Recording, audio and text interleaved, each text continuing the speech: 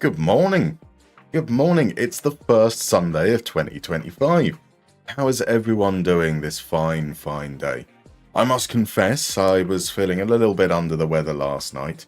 I'm going to blame it on going for a walk yesterday in the cold. Probably wasn't that, to be honest. It was a lovely walk. I got to the top of a hill. I looked down the hill. I thought I could walk down it. I then decided no, because I'll have to walk back up it, and went back inside. But we're doing all right. So let's say hello to everyone that is in this morning. We've got the wonderful, the amazing DM bassist who braved -1 degree conditions to go for a walk this morning. A far braver man than I. Braver still, not that it's a competition, is Johnny Trotter, who went for a walk with the dogs at -6 like a madman. And I mean that as respectfully as I possibly can, you crazy bastard. Levi is in. We've got a Crodmo. We've got a Matt. I do like reading out numbers, so I shouldn't be calling you Matt. I should be calling you Matt160785. I don't know why reading out numbers makes me so happy, but it does. Welcome in, my dude. We had a Lestry. Lestry was in to say hello, and then Lestry left. So we had a Lestry. We lost a Lestry. We've got a Hungdo Min. We've got a GNG. We've got an ACAB Europe in as well. And we've got Lewis in over on YouTube. Lewis is at work. But unfortunately, there's nothing to do because the snow means they're stuck there until it thaws later, which sounds really annoying and frustrating. I can imagine. But he says he finishes at 10 p.m. anyway, so it should be fine by then. But my word, that is one hell of a challenging day. Welcome in, Lewis. Right, Badani is here this morning. Good morning, Badani. Good morning as well to Jonathan Edwards over on YouTube. Welcome in, my dude. Crypto Davo is in, asking the same question you asked yesterday morning, but evidently didn't stick around until the till the point that I answered the question. So Crypto Davo, the exact same answer I gave yesterday. Head on over to the sites where you download them, places like Sort It Out SI, FM Scout, maybe the Sports Interactive Forum, depending on the things that you're looking for. And pretty much every single download has an installation guide with it. Read the guide, follow those instructions. Like literally, it will tell you. That will tell you the folder paths that you need to put things in. It will tell you what settings you need to click in preferences as you refresh everything. So that should work nice and easily there. So 4N71574 is in as well. He says, "Read me then." Read me, he asks, because I do like those numbers. Welcome in, my dude. I hope you're doing well. Campioranus is in as well. Hello, you've missed about 8 hours of VODs. Oh, let's. Why don't we head on over into the game and let's get people up to date on what we've got going on. Rowan is here as well. Good morning, Rowan. How are you? Oh, good afternoon even. I can work out an hour ahead. That is now officially afternoon over in the Netherlands. So we are champions. We are the champions. We won the league by a whopping 4 points. But our goal of a undefeated season unfortunately came to an end after we secured the title. We lost away from home against the Ilves with a defensive... we had a defensive midfielder at centre-back, and we lost our captain to a red card 22 minutes in, which is not really what you want when you're playing against a team like Ilves away from home. So it's a little bit of a disappointment, a bit of a damp squib to end the season. But let's face it, us winning the league is one hell of an achievement. After we finished 7th last season, we had a bit of a disappointment. Now we're the top dogs. We didn't stop there though. After winning the league, the very next game we went and played the Swarman Cup final, which we won as well. Now, like, it kind of feels good, right? It feels brilliant to say, yes, we won the double. It is worth pointing out that the Swarman Cup final was between us and the reserve team of a side we'd knocked out in the league, knocked out of the competition earlier on. So, like, once we got to the final, we beat HJK in the semi-finals. That was the difficult game. The final itself, pretty much a guaranteed thing. But nonetheless, we've won 2 competitions. Let's be happy with that. So here we are at the end of the season. At the end of yesterday's stream, we did kind of have a look through the league stats. kind of to start having an idea of maybe where things were good, things weren't particularly great, areas that we might need to address going into the off season. Ideally, we don't want to go through much change this off season if we can avoid it. Ultimately we're in a pretty decent place. We've got a system that works. We've got players that work within that system. So the less turnover we can have, the better. So I see that Matt has said that he was bitterly cold the last 48 hours or so.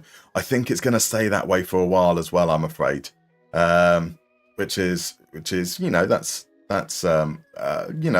winter, right? So ACAB says, can you say dude or mate to a stranger, or is it rude?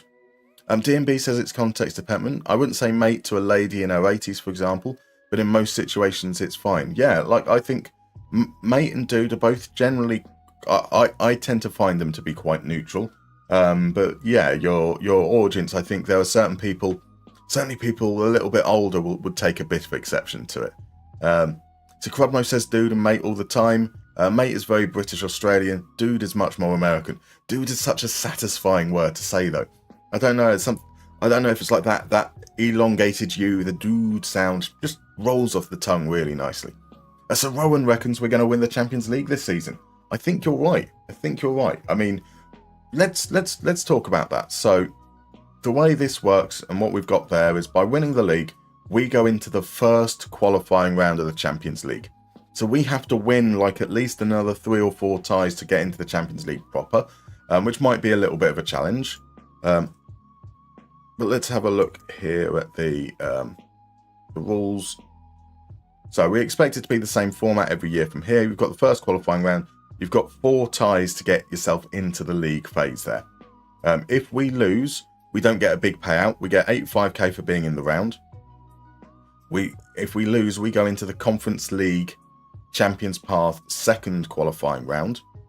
And then that's exactly the same as what we experienced last season. It's 85k per round, plus we'd get about 400k for losing in that second round. I think we then get potentially 600k if we get to the third round and then into the competition proper. If we win the first round in the Champions League qualifying round, get to the second. If we lose that, we end up into the Europa League Champions Path. So that's slightly less money, but probably maybe a slightly better chance of getting into the competition proper.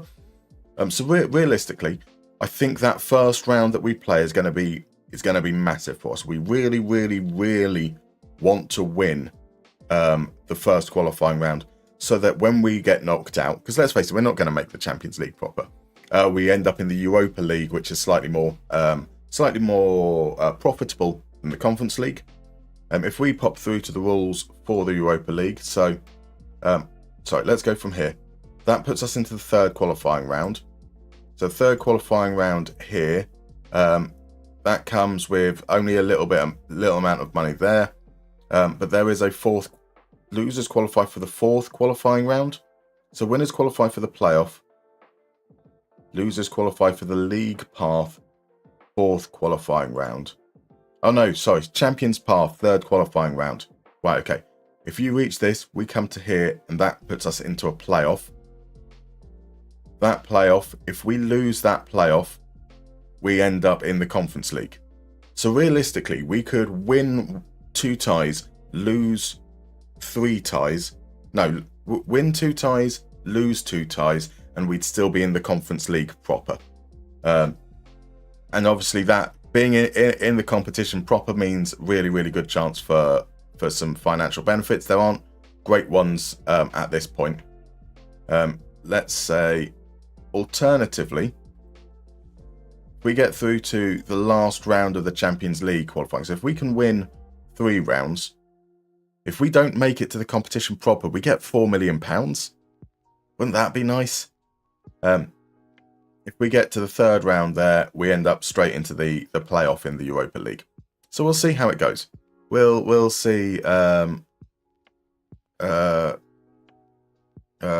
see how it goes. We've got a good chance to make a nice bit of money Fingers crossed anyway. So Jonathan Edwards says that he went out in 30 degrees Celsius weather this morning. Absolutely terrible.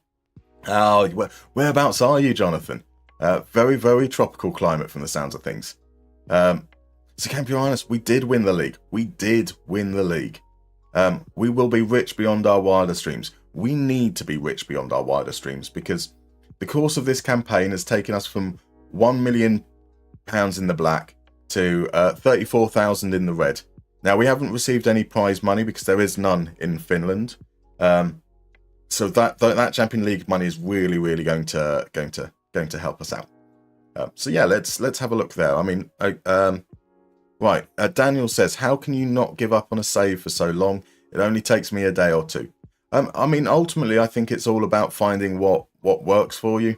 I quite enjoy seeing those narratives develop over the course of a game and kind of seeing what the game has in store as part of the excitement. But if you find that, say, you can only stay interested for a couple of days, but you enjoy those first couple of days, then that's absolutely fine. Keep on doing that. There's no requirement to always play like long-term saves at all. So Owen 1919, thank you very much for the follow. Very much appreciated. If you're comfortable jumping in chat, let us know who you support, who you're playing with in FM. Would love to hear from you.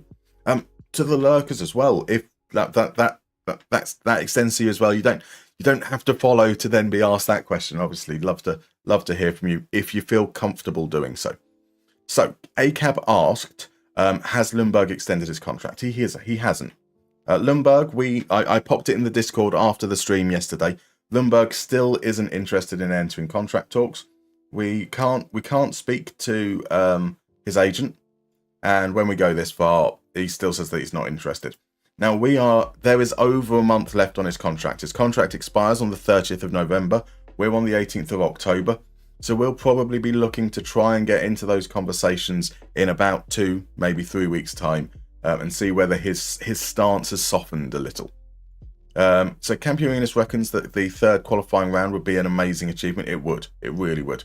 I mean, like, if we can get into any of the competitions proper, or even just get a couple of wins, we'd be quite pleased. If you get through the first 2 rounds, then you guarantee a European group stage. Exactly. Yes, actually, yeah, because get through the second round into the playoffs, which would be amazing. So Rowan says, to be fair, you're in the Champions path. There are never any huge teams in that path, so I wouldn't roll out getting far. Fingers crossed. Fingers crossed. Campioranus says, found it's better to qualify for the Conference League and Europa League instead of Champions League when you're a smaller team. Yes, I think if by some miracle we got to the Champions League proper, we are getting absolutely destroyed. But that's fine. HCFC James, by the way, thank you very much for the follow as well. I assume you were about when I asked Owen the questions previously. Let us know who you support. I'm guessing HCFC is probably a little bit of a giveaway there. But yeah, love to hear from you. And DGFM, thank you very much for the follow. I should probably be looking at these numbers. I know that. Let me get that up. Let me get that up. Out of context. Yes, my word. So we are on 994 followers. So if there are six lurkers who haven't followed yet that fancy on getting us over that hump, it would be very, very much appreciated. That'd be crazy. 1,000 followers in 3 months. You guys are amazing. You guys are absolutely incredible. That is genuinely mind-boggling to me. It really is. Really is. So Matt had 2 cracks at the Conference League before one in the Europa League, before we got the Champions League stage. You make plenty of money. That's what we need. Nicholas says it's not too hard to go on a crazy run to the third or playoff UCL round. Happened to me with an objectively weaker squad. We're gonna be in quite an advantageous position as well because we're in a summer league. When the qualifiers come round, our players are going to be at full fitness. They're in the middle of a season, as opposed to when we're playing. If we were a winter league, where it would be like an early pre-season campaign. So it should be quite helpful. So Jonathan's in South Africa. That'll explain the 30 degrees. That will definitely explain the 30 degrees. Right, so let's talk about the players a little bit here. Lookmar No Pants is in, by the way. Welcome in, Lookmar. Lovely to see you, my dude. I do sound a little coarse. I was feeling a little bit under the weather. Actually, let's do some admin. We have mini games today. The mini games are going to be browser based. They're going to be that site that I was using during the Christmas period, because I sound hoarse because I was feeling a little bit under the weather after a walk last night. Went to bed quite early, stayed in bed quite a bit this morning. Didn't have time to do some of the normal prep. I'm okay. Just a little bit hoarse. But yes, we have a little bit less specialism with the mini games. We'll be using the third-party website today. So one element that we saw with the stats, I know I'm going all over the place here. Let's have a look here. This was our performance. Generally speaking, we were really good. Really good. Very little goals conceded, very little XG against. We created a really good amount of XG. We scored a really good amount of goals. Our shooting was good. Our accuracy was good. Our passing was good. Our tackling was bad. It was below average. And if we look at the defensive metrics in a bit more detail, it wasn't just below average, but we also gave away a lot of free kicks. I mean, like a crazy amount of free kicks. So that's an area that I think we're going to need to look to address, which is what is the issue with our tackling? The first thing that we see, I'll pop him onto defense here. Now, Patrick Reitinen has won 65% of his tackles. He doesn't attempt many per game. We have a decent amount of possession, but not that massive. I think it's about 56% this season, which is, it's above average for sure, but it's not like something mega crazy. So you'd still expect us to be attempting a reasonable amount of tackles, and like we've got to still win back the ball, right? So these numbers are a little on the low side, and the tackle success rate is a little on the low side. Wheatonen he's better. 70% tackle win rate is probably like the lower range I'd be happy with. His 82% header win rate is fantastic. But he did play he scored a hat-trick against some lower league teams in the Cup, so that's probably boosted his numbers a little bit there. And our other defender, Billy Cometio, 61% tackle win rate. Again, really good in the air. But yeah, our tackle win rate from our defenders is a concern. So we're going to look at that in a moment. We're going to go through and try and find the games where they lost out their tackles, see if it's a case of them going for the tackles and not making them stick, or whether it's a case of the players around not being there to gather possession after the tackles are made. So it might not be that the defenders are the issue, but the support around it is the issue. So we'll need to look into that in a little bit. So Campurina said, I think the main issue for this save from this point on is actually being interesting outside of European competitions. It's super easy to completely destroy every national opponent as FM utterly disrespects any top 5 league. I hope it doesn't turn into 5-6-0 simulation for 75%, other 25% being Europe. As DM Basis points out, we did draw a load of games. We're not quite at the level to be dominating things just yet. And let's talk about the tactic as well. So one of the elements that I generally try to do is not have a tactic that's unrealistic. We're not looking to like flood the it can be really, really easy to dominate if you use a tactic that really, really floods players forwards and overloads opponents' defenses, because the game doesn't particularly handle that well. So that's why we've got this kind of system based around what Unai Emery does in real life, because it's kind of a little, hopefully should be quite balanced, and making sure that there's always going to be a competitive element to it. We shouldn't run away with things, hopefully. So the tactic here, we pass slightly slow, we do try to move the ball quickly, but we play wide. Rather than trying to cram the middle of the pitch, we play wide. We look to expand the balls down those flanks, and look to hurt teams in transition. That's why we pass into space, focus down the flanks. So it's about getting the ball, we play it out through our defense, and then we try to get down the channels and attack those areas there. In transition, we do counter, we do counter press. Another element that we've got is we don't have the players up in the attacking midfield positions. So, not necessarily scientific here, but I will do this for the sake of example anyway. what you will often see, probably the two most dominant formations in FM, and ones that are like, you're going to see those like big 6-0, 5-0, 6-0 wins, will either come from a 4-2-3-1 or a 4-2-4. A large part of that isn't actually the counter pressing. It isn't the press and the engagement shape. It's to do with the positioning of the players. So you will see that defenders you will occasionally see that defenders make bad passes that get intercepted. And that then creates a turnover in a dangerous position. What I've tended to notice, especially when doing tests for match the delay stuff, is that the advantage that comes from having 4 players in those top 2 stratas is you've got players already high and in a position to take advantage of the defence's unsettled state. It's a little bit like the power of set pieces as well. When the defense isn't settled, they're super vulnerable, and it's really, really easy to play through them.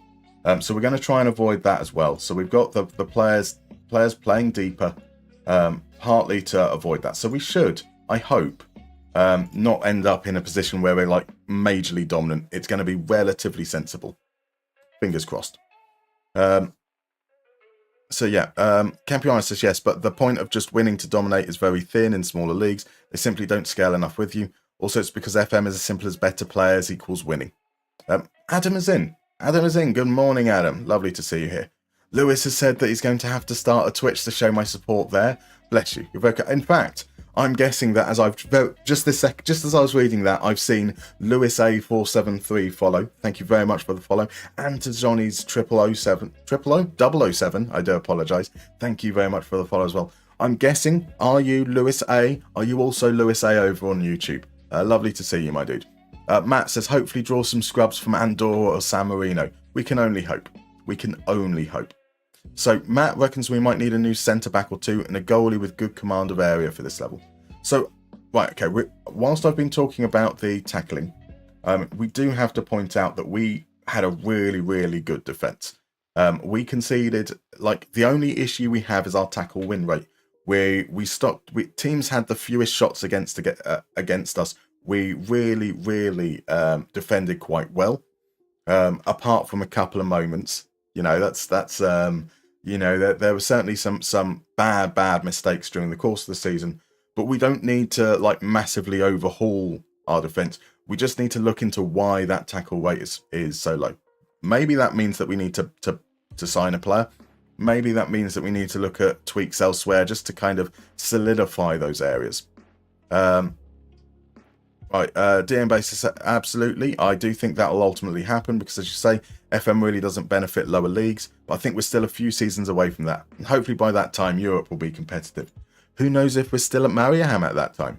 You know, if we continue to win the league, we're obviously destined for greater things or something, right? Maybe. FM Llama's tactics on his stream uses 5 in the top 2 strata, and he's doing very well, so clearly there's something in it. So yeah, like I think ultimately a lot of it is about taking advantage of that space. So a mid-block counter 4-3 DM works well in Europe as a poor team. Quite possibly, I do imagine so. What I'm talking about is specifically about teams that dominate. You will often see that the four players in that position, because that overloads an area that the AI can't defend particularly well. Right, Lewis. It is Lewis from YouTube. I'm doing a Twitch. Well done for doing a Twitch. Lovely to have you in here, my dude. So Cromo says, I found in FM24 that when I face a difficult opponent, if I go more attacking, I get better results than if I play more cautiously. There's definitely something in flooding the opponent defensively. I think there's a real... It's a very, very difficult to model defensive behaviour, I think. It's going to be the politest way I can say things. GTA Rob's in. Welcome in, my dude. How are you, sir? It's starting to snow in your village in Scotland. Well, hey, time to wait a little bit, see if it settles, and get out and play. Get out and play. That's the best part of the day. So Matt says, all I meant is to be prepared for direct football in Europe. Wasn't trying to poo-poo your players. Indeed.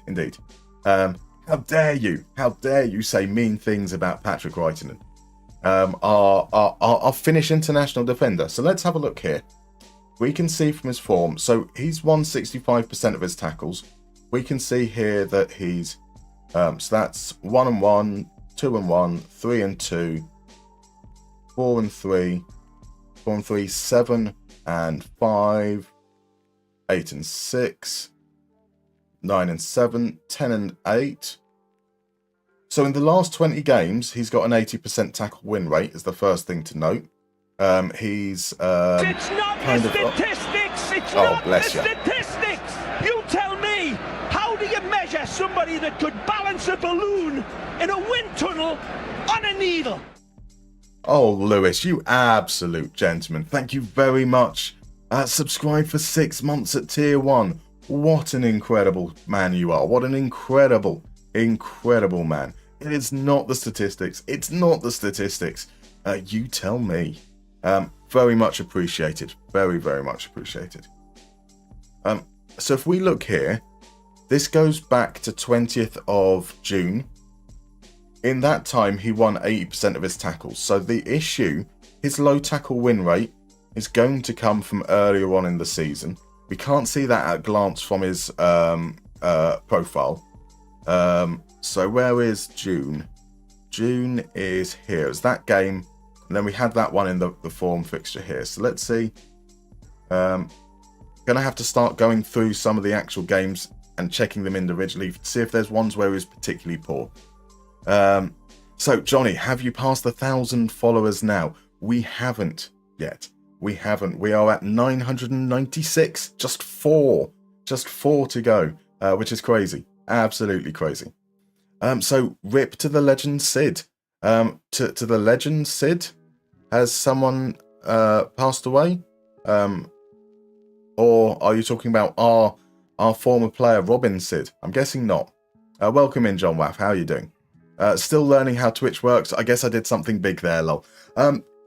So it's just massively approaching. When you can subscribe 1 month at a time, or you can subscribe in advance, and you subscribe for 6 months. If that was a mistake, I assume there is some way that you can undo it.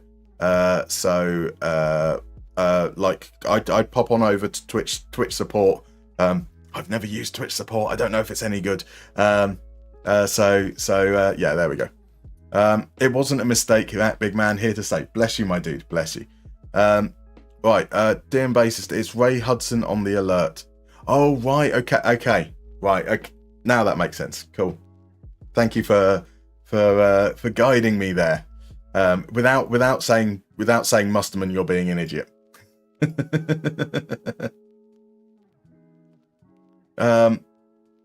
Right, so come on, Muster Nerds out there. Four of you follow. Let's get to 1,000 today. And Nico Hag has followed. Thank you very much, Nico Hag. Very much appreciated. And I say, like, same thing. If you are comfortable in chat, let us know who you support. Let us know who you're playing with in FM. Genuinely would love to hear from you. But also, lurking is absolutely fine. Zero obligation whatsoever. Right, so on the flip side, Quadmo has said that I am being an idiot. He's going to be less kind, and that's perfectly reasonable. So here's a game. Right, Whiten won all of his tackles in that game. Let's see, Larty. This is probably going to be a very, very tedious affair for a few moments as we try and see if there are specific games where he was particularly bad in the tackle. Maybe it's in the cup matches. Who knows? Mariehamn tackles. Whiten made 0 tackles but didn't lose any in that game. Into Turku, perhaps. Right, so just blew £4.2 on youth facilities. How things change. Spending the big cash, but hopefully that should pay dividends down the line. So right then, 1 tackle won, 1 tackle lost. It's not looking like there must be a game where he attempted like 10 tackles and lost all of them. Let's though just have a look to see this one here. So this is the tackle. Comes through, Whiten steps across, and then right. So we saw that Diane there playing out of position. He's not a right back. He's been forced to play that.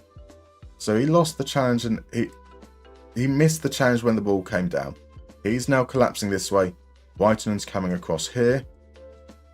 Diane has overrun, which leaves our right back area kind of spared. Stavitsky probably should be the other side of his man there. So there we go. That's something. Now Whiten then wins the follow-up tackle. So it's not like we suffered majorly for it. That was when we still had the winger on attack. He's now on support, so maybe that changes things. But yeah, like Wrighton, in that instance, Wrighton made a very, very good tackle to begin with, and he recovered to make the second challenge as well. So that's not a bad thing. That's not really a concern. It's just about whether we've got the support near him. So here, a 0% tackle win rate game. This one's a tackle in the 90th minute. Wrighton steps in there, goes straight to the thing, but that tackle's quite high up. Now, realistically, I can't. We've got plenty of players around the ball here, right? I can't expect like everyone to be in the right position, depending on what possible angle the tackle could go. So yeah, that's not too much of a concern. He is going in for them. Both of those tackles we've seen so far, not a major issue. Here we go against Cups. Jailers20, thank you very much for the follow as well. Same questions to you. Welcome on in. So that's Sid Waddle, the darts commentator, isn't it? Sounds and speaks exactly like him. So no, indeed. It's Ray Hudson, who commentates mainly in America, from what I can tell. So Adam says, shame we can't gift follows. It's probably a good thing. Could you imagine how weird that would be for someone to find out that they suddenly are following someone they've never seen potentially? Nico Hag, you support Midtjylland from Denmark. Marvellous. How is Midtjylland's season going at the moment? DMB says, yeah, a few people have said that they think it's Sid Waddle indeed. It's a clip from him talking about Messi after he scored against Real Valladolid. My word, that's great knowledge there. Great knowledge. Yes, the one who works on American TV. Right, so Matt says, hopefully we're running low on viable Bosnian talent, lol. We're looking like Costa del Bijaj. Got a large amount of Spaniards. Nothing wrong with maybe you need to turn the save into one where you target players specifically from Spain for some unknown reason. Right, into the game against Cups. Wrighton again missed a tackle in this game. That's in a very dangerous position from the looks of things. Oh no, that's in the opposition box. Right, okay, no major concern there. So that's a couple of games where he's missed the only tackle attempts. But that still shouldn't be bringing it down to 65% right now. So kind of I'm surprised it's so low looking at what we've seen so far.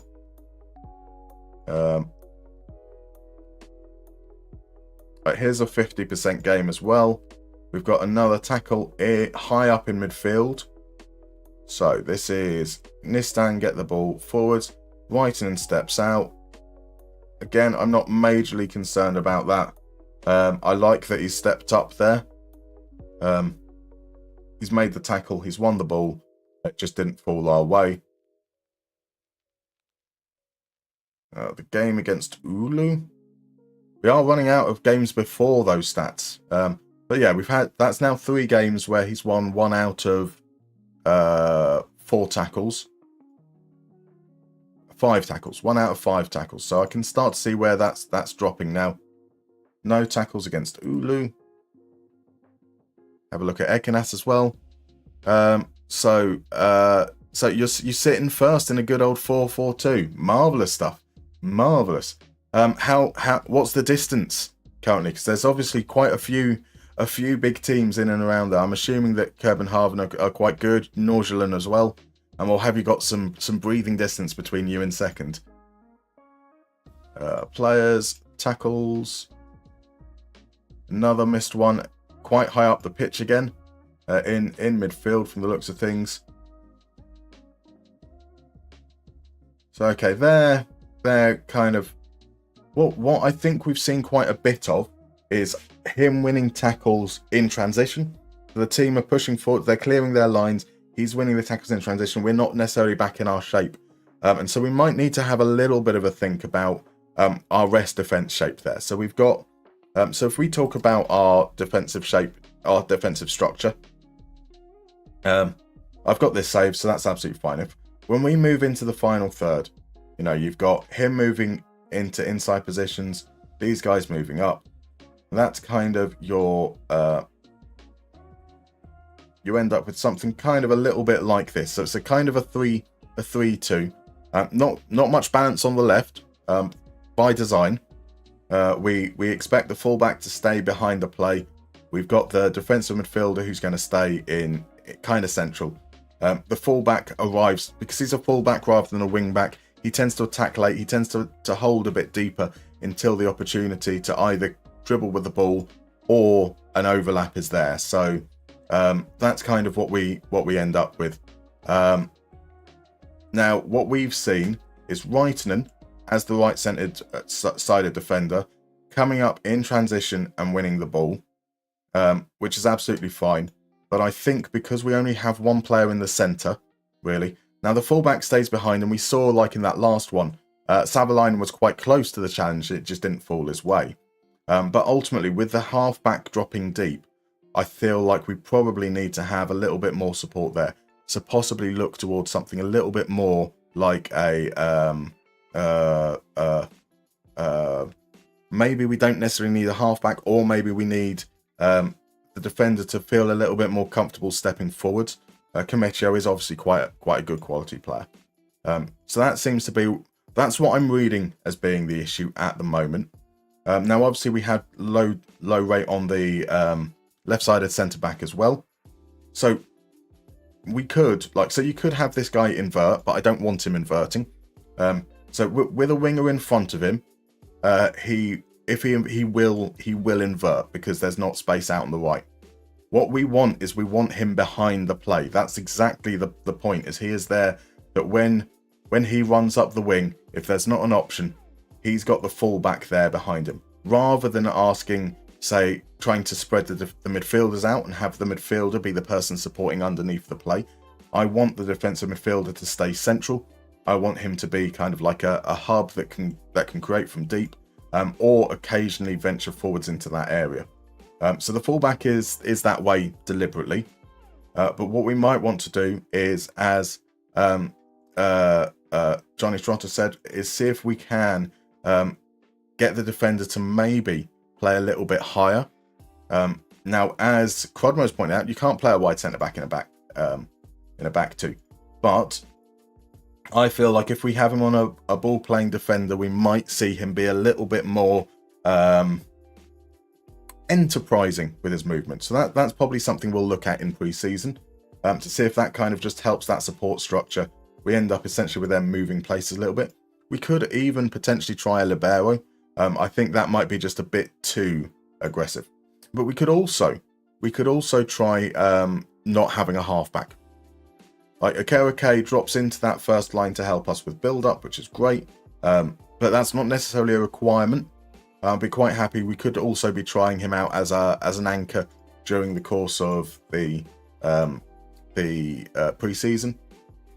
So I think that's an area that we're looking at. It looks like we're doing quite well in terms of winning the ball, but we're not there in terms of securing the ball, if that makes sense. So let's see. I do apologise. I know there are some comments in there. So Nico Hag says we are even with Copenhagen and at 33 points, and 3 points from Randers in third, who are a big surprise. That is a big surprise. Marvellous stuff. Right, so Lewis says that the whole of Iberia is fantastic value, both transfer fee and wage-wise. See, that's exactly the reason to turn Serbia into a secondary home for the Spanish. So Hungdamin describes that as a 3-1-6. And as I say, the fullback doesn't push high. He will occasionally, but he is very much a supporting player. If I'm afraid of counter-attacks, you can try an inverted wingback. Again, not really. As I said, I'm quite happy with our defensive performance. Not worried about counter-attacks particularly. It's about that build. So we have the halfback there to help us establish possession. It's about making sure that we can secure it in the first bit and then look to go vertical, which is what we're trying to do there. So, stay wider instructions and dribble more to replicate. Quite potentially indeed. So we as I say, if we put him as a ball-playing defender, dribble more is a possibility. But even just trying him as a ball-playing defender, something we'll look at there. So you think the 3-1-6 shape is fine as long as the centre-backs and the half-back are not messing around. That's something indeed. Oh my.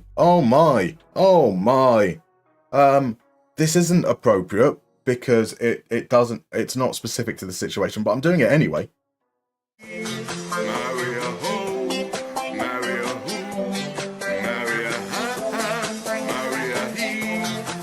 I'm not even going to explain why.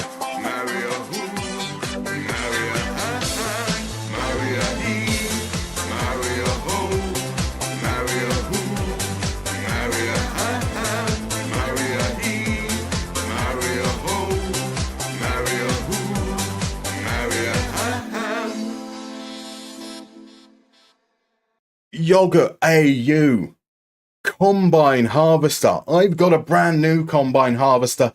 That's 1,000 followers. My God, guys. Bloody hell. You guys are incredible. 1,000. 1,000 followers. I've not been doing it. I've been doing this for like 3 months. Oh my word. You incredible people. Thank you very, very much for the support. I'm gobsmacked. I am truly gobsmacked. You did your part, Yogurt. You absolutely did your part. Bless you so much. Good morning, Hank, as well. What a wonderful time to turn up.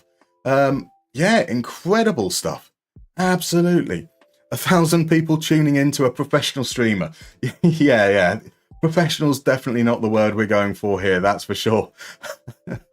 How are you, Hank, by the way? And also Paku79, thank you very much for the follow. Lovely to have you in. So I'm just trying to catch the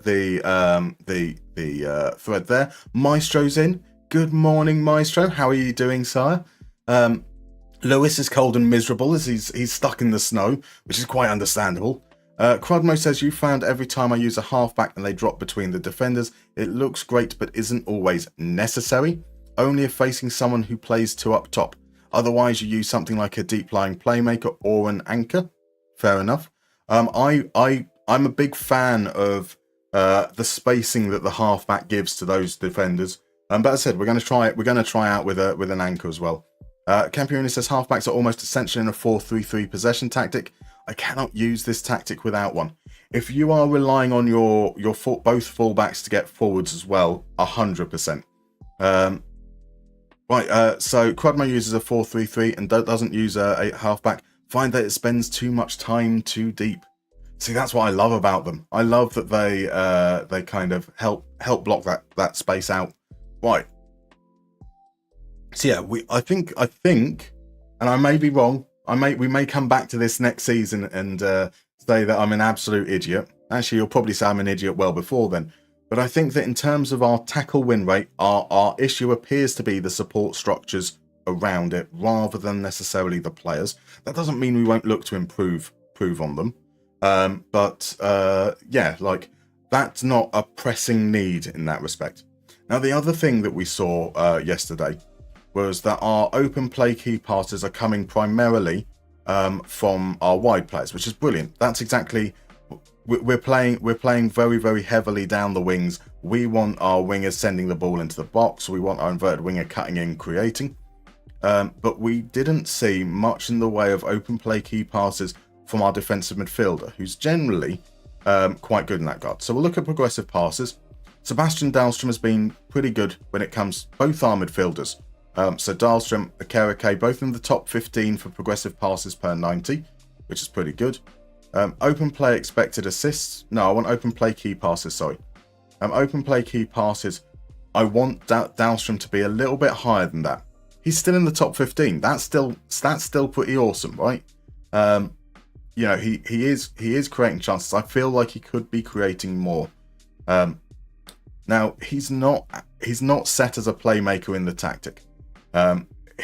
When we started, he was described as a ball-winning midfielder. They're now saying that he's a roaming playmaker, and I don't think he is. His off the ball isn't good enough, and his positioning isn't great either.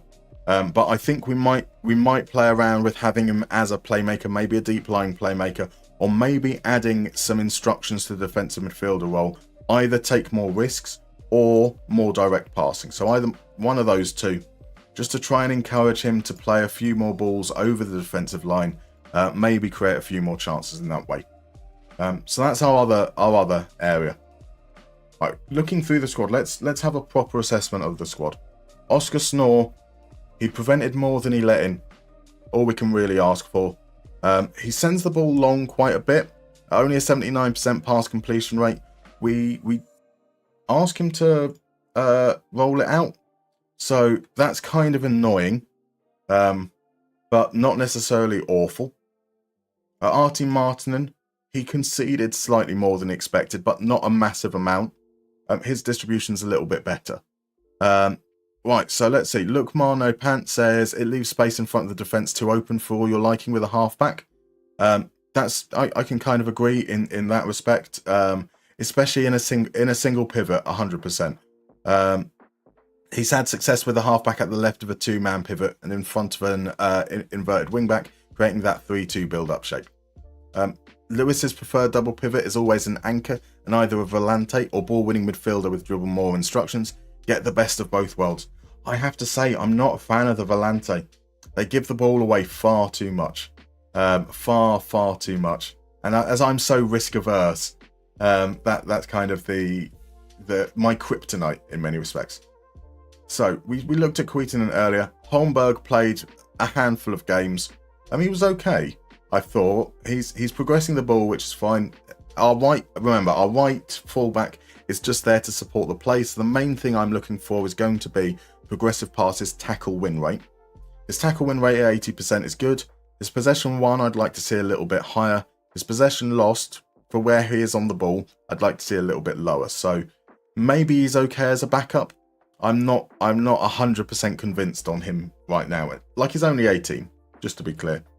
And he only played 500 minutes. That's not really fair to assess on. Lofgren played only 369. We definitely can't assess on that. We saw Cometio. Tackles 1 too low. Headers really good. Not particularly progressive. Now, he likes to try long range passes, so moving him to that ball playing defender might actually work out okay. Amadin. So have a look there. The half back in the double pivot won for the league with Villa for Lukmar. Campianis says you're having two ball playing defenders with a halfback, essentially making a back three is much needed if you want to have defensive solidity. Push the wing backs up, have the inside forwards tuck in, and the centre midfielders and the striker form some sort of triangle. This is what I love using and gives me the best defence attack combo. So yeah, I will, as I said, if you play with two attacking wide defenders, you kind of need that halfback to stay back just to protect you, because you are making your defence really vulnerable with those players having to travel so far in those wide positions. So Taylor the Tapes is a fan of a standard DM. I'm a fan of the standard DM as well. Amadin, he came in on loan. Creative, didn't win his tackles, won his headers. That's a surprise. Didn't progress the ball. We won't be having Amadin back. We don't want Amadin back. That's again, not enough time to really judge. But yeah, I'm not a fan of Amadin. I'm not sure if I'm a fan of Akereke. Right, so the good things about Akereke: on the ball a lot, progresses it, keeps it safe. Wins his tackles. 78% for a defensive midfielder is exceptional tackle win rate. Really good cover defensively, headering as well. Not winning much possession. So I think that might be part of that issue we talked about with the tackles. You're kind of expecting your more defensive midfielder to be there to sweep up loose balls, and he's not. So we'll see how it goes with the change to an anchor, but that needs to improve. That really, really needs to improve. Savalainen. Now, this is our normal right back.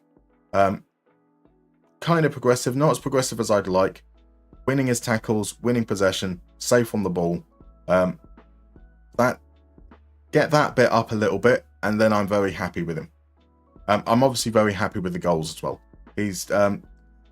But they were mostly penalties, so we can't really credit him too much for that. So sorry, let me try and catch up as much as I can. Jonathan asks, what does our budgets look like? So our budgets are massive. we've still got £800,000 for transfers. We've got like 800 quid for wages. Our next season's minimum guaranteed budget, though, is only £80,000. And also, the overall balance means that I'm not looking to spend money. Essentially, I'm looking to make sure that we continue on the same approach of looking for players that are good value, that perform well and can improve us that way. Rather, even with the European campaign potentially on the way, we don't want to go overboard. So let's see. I do apologise there. Right, Yogurt says, I just pushed at Basel to the final day of 2030 as Vaduz, only to lose to them 4-0. Ah, well. Still in the Conference League final versus Stuttgart, though. That's still pretty amazing. That is pretty incredible. And like those little blips along the way are what makes it so much more enjoyable as well. Like that's now the narrative for next season, was you will beat them. That's what we're going for. I should be nicknamed Snorlax, apparently. I've probably been called worse things. Let's be fair. Let's be fair. There are much worse things I've been called, so I'm happy with that. Right, we've got a break coming up.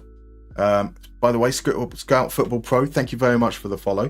I'm going to pop up. So on the break, I pop away. I stand up. I move my legs. I go for a vape. I go to the toilet, etc. So I will see you guys in about 3 to 4 minutes. And yeah, we will carry on looking through the squad and making our plans. See you in a moment.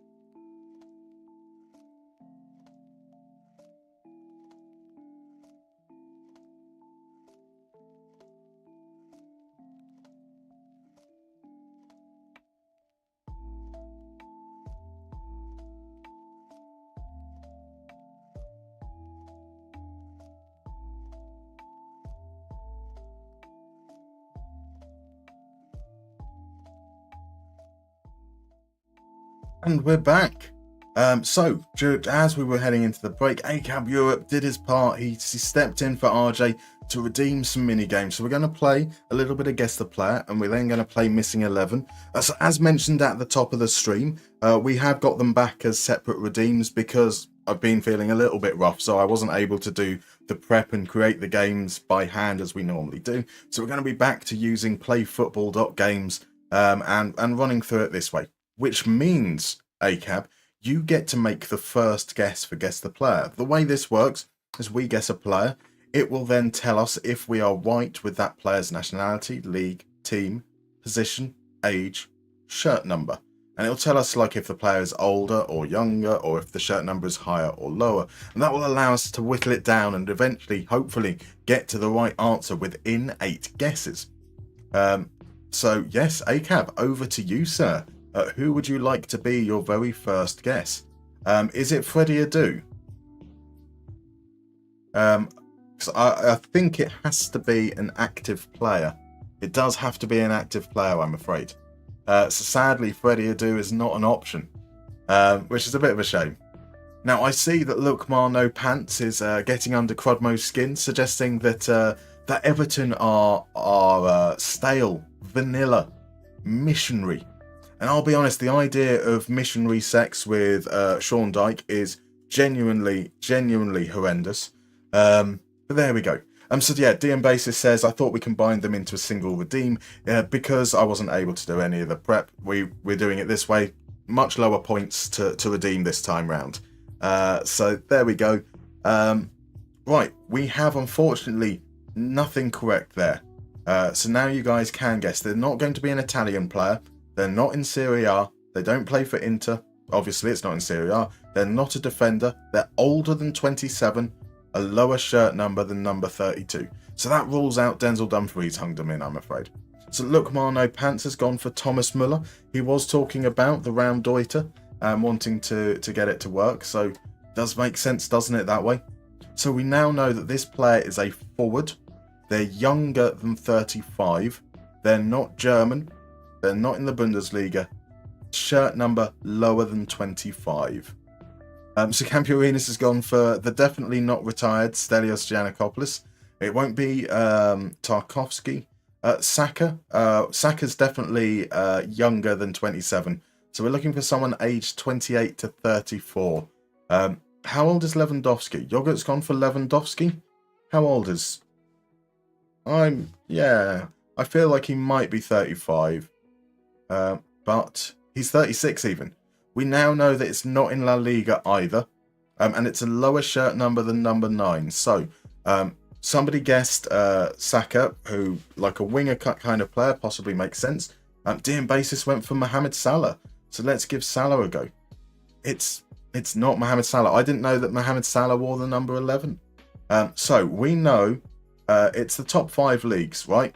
So we have to know that this player is in Ligue 1. Is it the top 5 leagues? I should probably check that. It's definitely major leagues.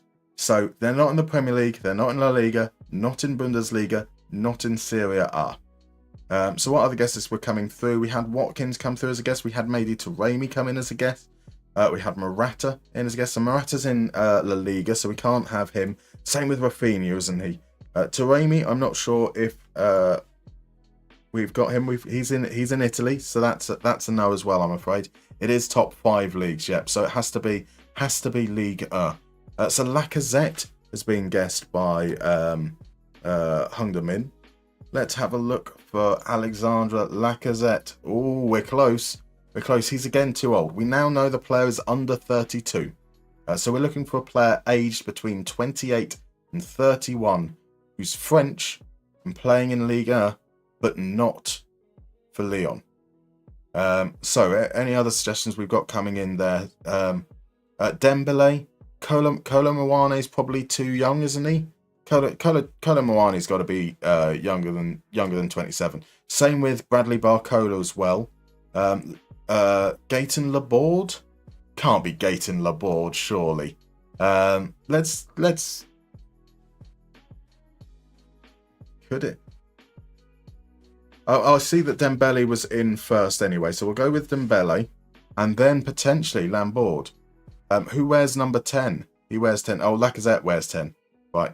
So we're going with Dembele. It's not Dembele. So he's also 27, and he also wears number 10. But we now know that it's not at Paris Saint-Germain. So Dembele isn't Dembele is 27 indeed. Yeah. Right. We've got a stand on Dembele. Yep. So Laborde potentially. We're going with Laborde. He is French. It's not Laborde. He is 30. So the player is 28 or 29 years old. This is our last guess. Our very, very last guess. So it can't unfortunately be Mikatadze. How old is Gigo? He's playing in Italy anyway. So somebody has suggested Maupai. How old is Maupai? He's a centre-back. Right, fair enough. Maupai is 28, is he now? Is it Neil Maupai? It is, you know. It's Neil Maupai. A wonderful guess there from Jonathan Edwards. Beautiful stuff. Somebody apparently got it in 3. We got it in 8. I think we can be pretty happy getting it at all. Who thinks of Neil Maupai? Why would anyone think of Neil Maupai?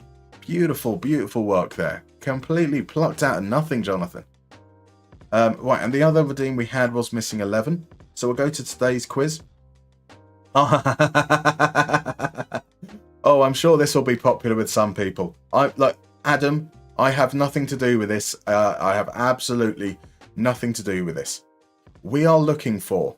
by the way, welcome in the Pie Guy 73. I do apologise that I missed you if you popped in earlier. You did indeed. I do apologise. Lovely to have you here, my dude. So we are looking for the starting 11 for Manchester United's 7-0 loss to Liverpool in 2023. Here we go. Right, these are the numbers equal the letters in the players' surnames. So if we start off, I will start off with this. We've got a 2 and a 3. That means De Gea. Nice and simple. So the guesses that are coming in. Campurinis went for Van Dijk and Salah to begin with. We're looking for the Man United team. So Yogurt has said Dalot. This is Man United, right? Indeed. It is Dalot. Shaw at left back, surely. Indeed, we do have that. Now, is Rashford going to be playing up front or on the wing? Let's try him up front. It's not Rashford up front, so it'll be Rashford out on the left. There we go. There's Rashford.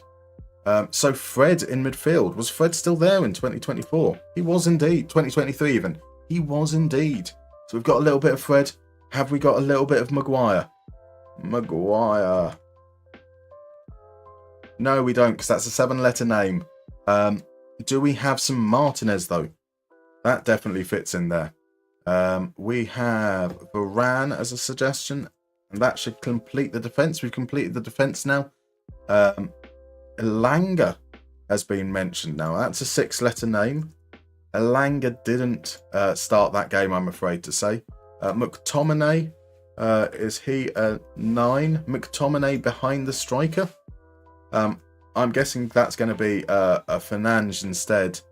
We do have guesses for Fernandes coming in there. Somebody has said Weghorst. Tales of the Tapes has suggested Weghorst, which would fit in there, and it does. So is it Ericsson at the base of midfield? It's not. That's too short. We've got one more letter in there. Surely it's going to be Hung Min has suggested Casemiro. It is indeed. So what's the position we don't have? We don't have right wing. We're still looking for the right winger. Nobody asked, but it's 1-0 Rangers. DM Basis is happy. Who scored? Hung Min has said that it must be Sancho, which does fit the letters we've got already. It's not. So does that mean that as... who was it who said it? I think Tales of the Tapes may have got in first with Anthony. He did indeed. We got it in 15 guesses. Not bad. Not bad at all. Look at that team, eh? Not much has changed, really. Still got Dalot, still Martinez, still Shaw when he's available, Casemiro. Anthony, Fernandes, Rashford. Granted, it's only like 18 months ago. But there we go. There we go. Good work, guys. Right, let's head on back on over, and we'll carry on looking through the squad. So Campione says, I think chat is a bit quicker than me, or I'm behind the stream.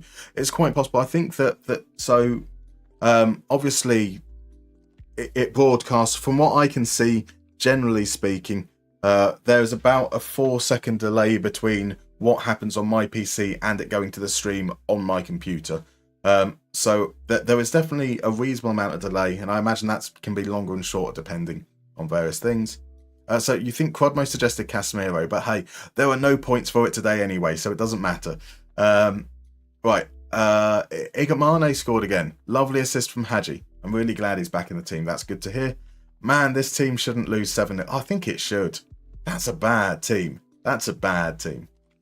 So Lewis had to nip away. What was that? We were just using a third-party website for the mini games today. So we were playing a round of Missing 11 where we had to name the starting lineup of a team in history. The team that it chose was Manchester United's 7-0 defeat to Liverpool in 2023. You never know what Man United can achieve. Fair. So DM Base has had issues with there being a slight delay as well. So you think this is a team that should lose to Liverpool? They absolutely shouldn't lose 7-0. I see. I'm going to go on that they should have lost most games 7-0. Bless them. What's the name of the website? It's playfootball.games, I believe. Well, okay, or missing11.com. It was all the same website, but the Missing 11 says that it's missing11.com. So I'm guessing they just have multiple different names for each game, and they all within one ecosystem. Right, so Daniel Enquist. Daniel Enquist is basically what I want from a fullback. From my attacking fullback, he wins his tackles, he wins possession, he creates chances. That's all I need. I don't need him to progress the ball, because his job is to get forwards himself rather than the build-up. I don't need him to dribble, because that's what we've got the wingers and the inverted wingers to do. He's just got to run forwards, get into those wide positions, send in a cross. Which is good, because he's a little bit shit, really. So it's good that we don't ask too much of him. Dahlstrom. We looked at Dahlstrom.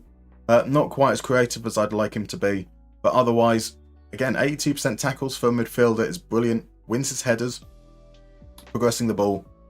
I'd still like to see more in terms of the possession one as well there. Mamadou Diane. Now, Mamadou Diane, I'm assuming I can't use a position group on. He played 12 games as a defensive midfielder, 8 games as a right back, 7 games as a left midfielder, 1 game as a attacking midfielder. So he played everywhere for us. He's very valuable in that regard. But that does make it... I can't look at him as a defensive midfielder because he played so many games not as a defensive midfielder. Then we've got... you can't look at him as a fullback because he played so many games not as a fullback, and so forth. So, yeah, there we go. Adam Zhu, he came in as relief. He played 751 minutes, which isn't too bad. Really good in terms of progressions. 7.43 from 65 passes. He's really good in that regard.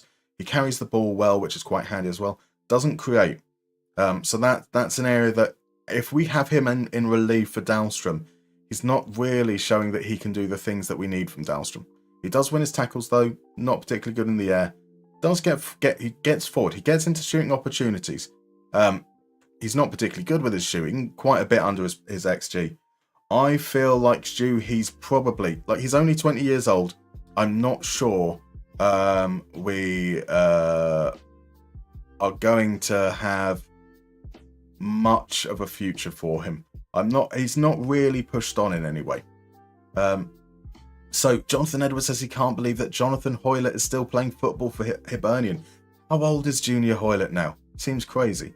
No offense, Musterman. Most of the team currently is, but you'll be progressing fast from here on out.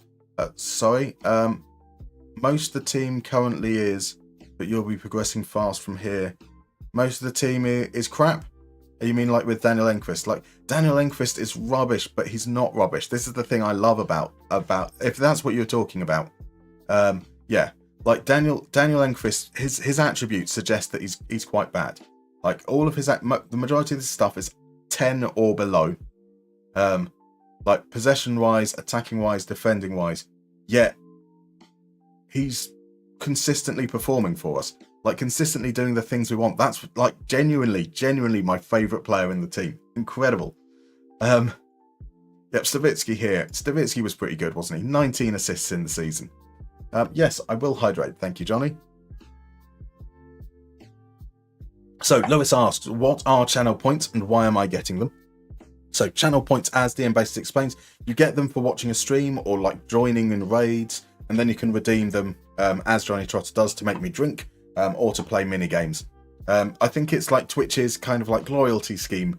But yeah, I like all the suggestions when I go to see like what like redeems I can put on there.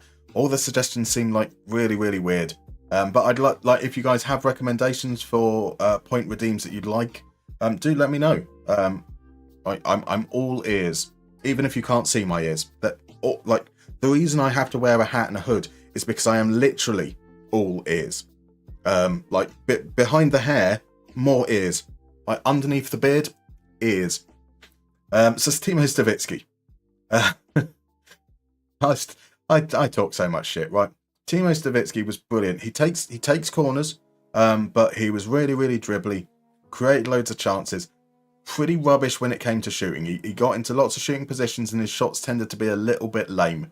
But that's fine. We've got him now as a winger on support. Amazing signing on a free transfer. It's not the Stavitzkis. It's not the Stavitzkis. It bloody well is the Stavitzkis. Yeah, Campionis. Like, Enquist should not be good. He should not. It's crazy. Right. DM Bases has shown off a highlight and message. Yogurt won the one on penalties. Vaduz are European champions. Congratulations, Yogurt. Marvellous stuff. Incredible. Whilst at the very same time, Campiorinus just lost 4-0 to the last place team, who'd scored 5 goals in 9 games, and they had 0.7 XG. Ouch. Ouch. Lewis, you feel like a pensioner trying to work an iPad. I don't blame you. I technically I work in tech, and tech scares the hell out of me. I get so confused. Right, so yeah, Stavitsky, brilliant. No notes. We are very happy with Stavitsky. Parkinen came in to be either our wide playmaker or our shadow striker. He was okay. So we look at his mix there. 17 games behind the striker, 2 games as an advanced, 7 games as an advanced playmaker. So that's kind of explains some elements. Like his dribbles are higher than you'd expect for an attacking midfielder in the centre. But he's played some games out on the left wing where he will have more opportunities to run with the ball. He's scored above his XG. He's not necessarily getting into shooting positions as much as I would like. So that's probably an area we might want to improve. We'll see what Danny Rockman's figures are like as well. Karkinen looks like he should be a decent backup. He's got flexibility. He can kind of do some of the things we want. Like, he's here in the 75th percentile for expected assists. He's in the 55th percentile for goals. Like, he's doing good enough. He's definitely doing good enough.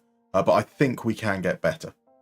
Skoglund mainly played out wide, I think. Yeah, mainly played out wide, occasionally played behind the striker, scored some penalties. He also threw his toys out the pram and asked to leave, so I don't care, he's gone. He's gone. He's a diva and I have no time for him. It's the Conference League, but the Conference League is still a European champion. Still a European champion. And as Johnny says, you go straight into the Europa League next season as well, which is quite nice. So, Yoga, I sort of love it, but this is my first season making it through the qualies to the competition proper. But also now you've got that weird reset, don't you, with Vaduz? If you lose the Europa League, you can't get back there until you win the Conference League again. Always a tricky challenge. Always a tricky challenge. Rockman is more what we're looking for. So Rockman takes like 0.5 more shots per game, scores 0.1 more goals. He's underscoring his XG. That is a concern. But he is getting into those goal scoring positions more often. Maybe we'll need to put him on a little bit more finishing based training. Okay, maybe Karkinen's going to just be a one season wonder. He's not got much resale value though, so we'll probably keep him around. And then we're finally. So who wants our wanted players? Stavitsky is wanted by NAC, which is kind of worrying, but they need to cough up big money for him. So we'll be fine. We'll be fine there. Dahlstrom is wanted by FC Den Bosch. Again, they're in the Kuchen Campion division, aren't they? So I think we can hold on to him. We can hold on to our captain, I hope. We don't have anyone wanted in the defensive positions, and Skoglund is currently wanted by Sundsvall and Jerv. We haven't he has asked to leave. He has said he's going to be there. We'll be formally transfer listing him shortly. So we might see if that results in more interest. And Slaymar is wanted by Brentford. We'll get to Slaymar in a moment. Right, now it's the main man himself. Boris Fortuna is a one-man wrecking crew. Look at that. Now, let's just add some context here. It considers his loan and his free transfer as separate periods of time. So, in the first half of the season, he scored 3 goals and got 8 assists in all competitions. In the second half of the season, he scored 8 goals, got 1 assist in all competitions. His pizza chart only shows since we signed him on a free. So I don't know if we looked at his whole season overall, it would be quite this immense. But oh my word, this is quite immense. 0.71 goals from 0.36 XG. 0.3 expected assists, 4.35 dribbles. He's pressuring 14.13 times. He's even winning tackles. He's winning back possession. He's not losing the ball that much. An absolutely insane end to the season with Boris Fortuna. Just constantly scoring for us. When we changed him to an inverted winger, incredible. Absolutely incredible. He would be exceptional even as a striker with those numbers. He would indeed. He really would indeed. His lack of aerial prowess might actually, if we actually played him up front, his lack of aerial prowess might see him not actually get the ball that much. But yeah, an incredible player. So Lewis is surprised that NAC want him, as we know he's good, but he's not Eredivisie level. I don't know. I mean, like, yeah. So he's got very specialised attributes. I don't know where they are in the range. If these are all around 15s, acceleration, pace, agility, dribbling, crossing, first touch, off the ball, and vision, he's kind of got all the things you need to be a very, very good winger. You don't need to pass particularly well if your job is just to run down the wing and send a crossing. You don't need to have brilliant technique if you're still able to get that crossing and it's accurate. You don't need to finish if you're not shooting. It would be a surprise if they went there, but NAC have also been relegated, which makes a lot more sense. There we go. Are they still... They've not just been... So... They've not started the season particularly well either. Are Den Bosch...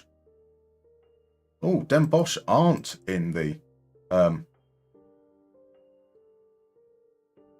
Den Bosch are in the Eredivisie. They're bottom of the Eredivisie. They haven't won a game yet this season. I'm more surprised that an Eredivisie side is interested in Dahlstrom, because, like, decent midfielders are a pound a penny, right? So we've said that the fart has definitely been in tune. It is Fortuna, a big fish in a small pond. See what you did there, Matt? See what you did there. Yeah, so NAC did get relegated from the looks of things. And then here's Arvid Lundberg. 22 goals from 22 XG over the course of the season.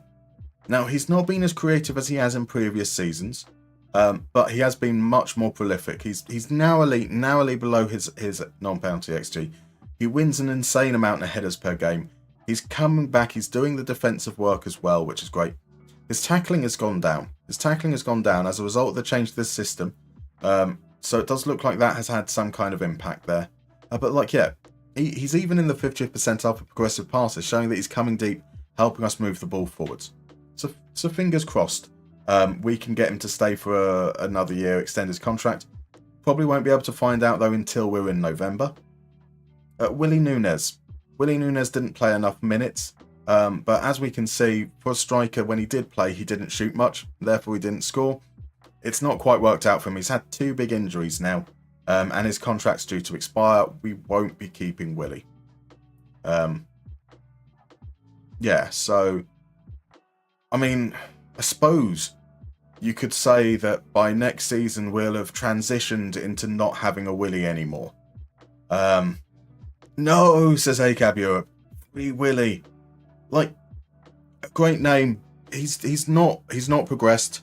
He had that. Nobody wanted him on loan this season. He had that loan the season before, picked up a big injury. It's time to free Willie. It is time to free Willie, I'm afraid to say. Yeah, great name, nothing as a player. And then we've got Slaymar. So Slaymar, he takes set pieces, which does help boost his expected assist numbers, but he's still creating chances regardless. He's kind of doing okay in terms of helping with the build-up. That side of things is quite good. He's getting a reasonable amount of shots off. His scoring numbers have been a little bit underwhelming. Slaymar has not scored in the league. All his goals came in cup competitions. He's only 18 though, so I've got a lot of hope that he's going to become a very good player. My only concern is that if Brentford come in and offer money for him, he might be gone as well. He might be gone if Brentford come in for him. So Willie is often more trouble than he's worth. Exactly. He's a bit limp up front. We've been thinking too much with our Willies. That's what they say. Put your Willie away. Time to stop playing with your Willie. We will be playing with our Willie no more. Acab says though, but first Olawale and now Willie. Who's next? And who's next might be Slaymar. It might be Slaymar. I hope not. And obviously we might be losing Lundberg. So my reading of things, I see Diane and Dahlstrom as kind of players that can play the same role. They've got a lot of flexibility. They can dictate things from deep. So I'm fine with those guys there. Diane can also play in the more defensive role. Actually, let's do this in the squad planner. From here. Let's get this the right way around. Snore, Artie Marty, Savalainen there. Brighton and Lofgren, Komecho and Kuitanen, that's all fine. Enquist, that's fine. In this spot, we've got Dahlstrom and Diane. We've got, Diane can play in that role, but let's not put him on the squad planner twice.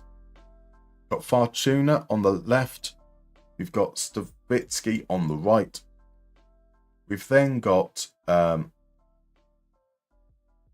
Rockman and Karkinen behind the striker.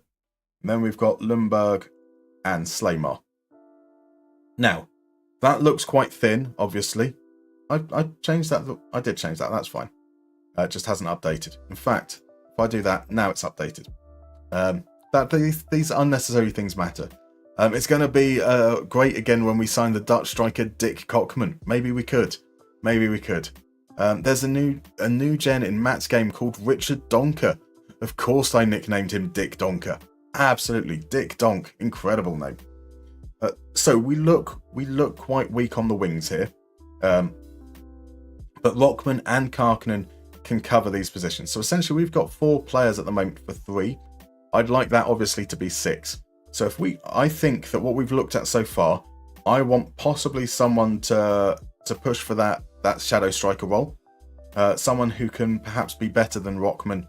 And Rockman and Karkinen can focus on covering the wings. And then maybe another specialised winger as well.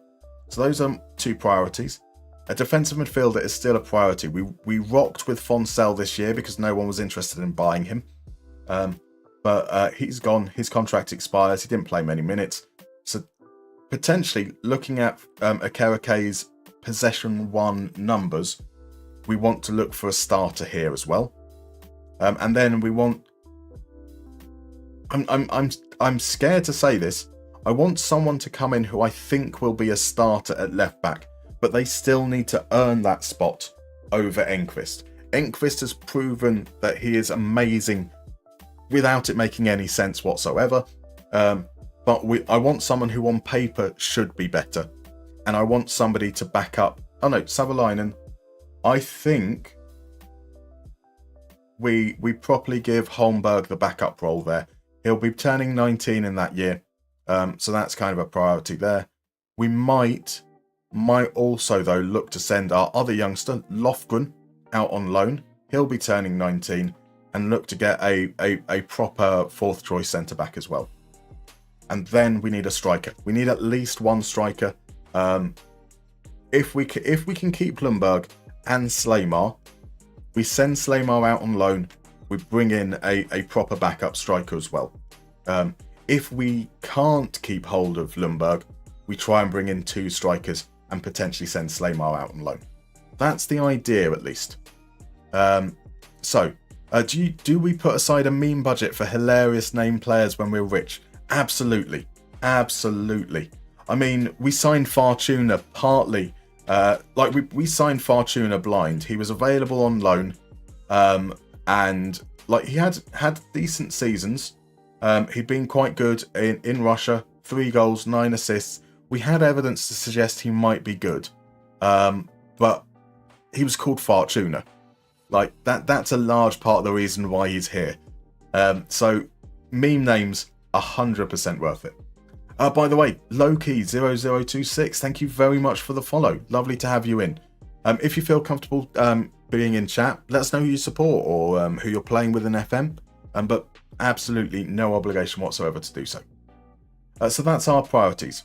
A right back, a centre back, a left back, defensive midfielder, a winger, a shadow striker, 1 or 2 strikers.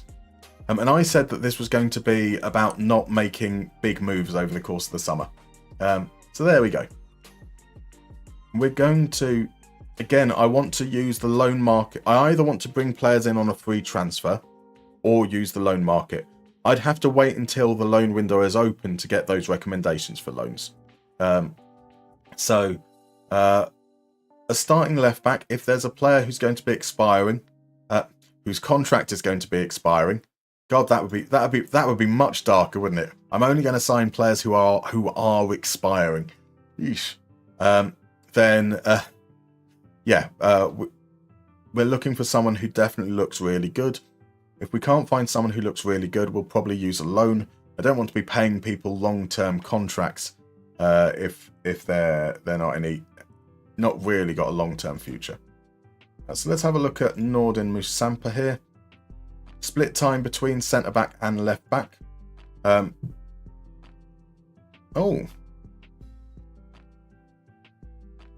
Interesting.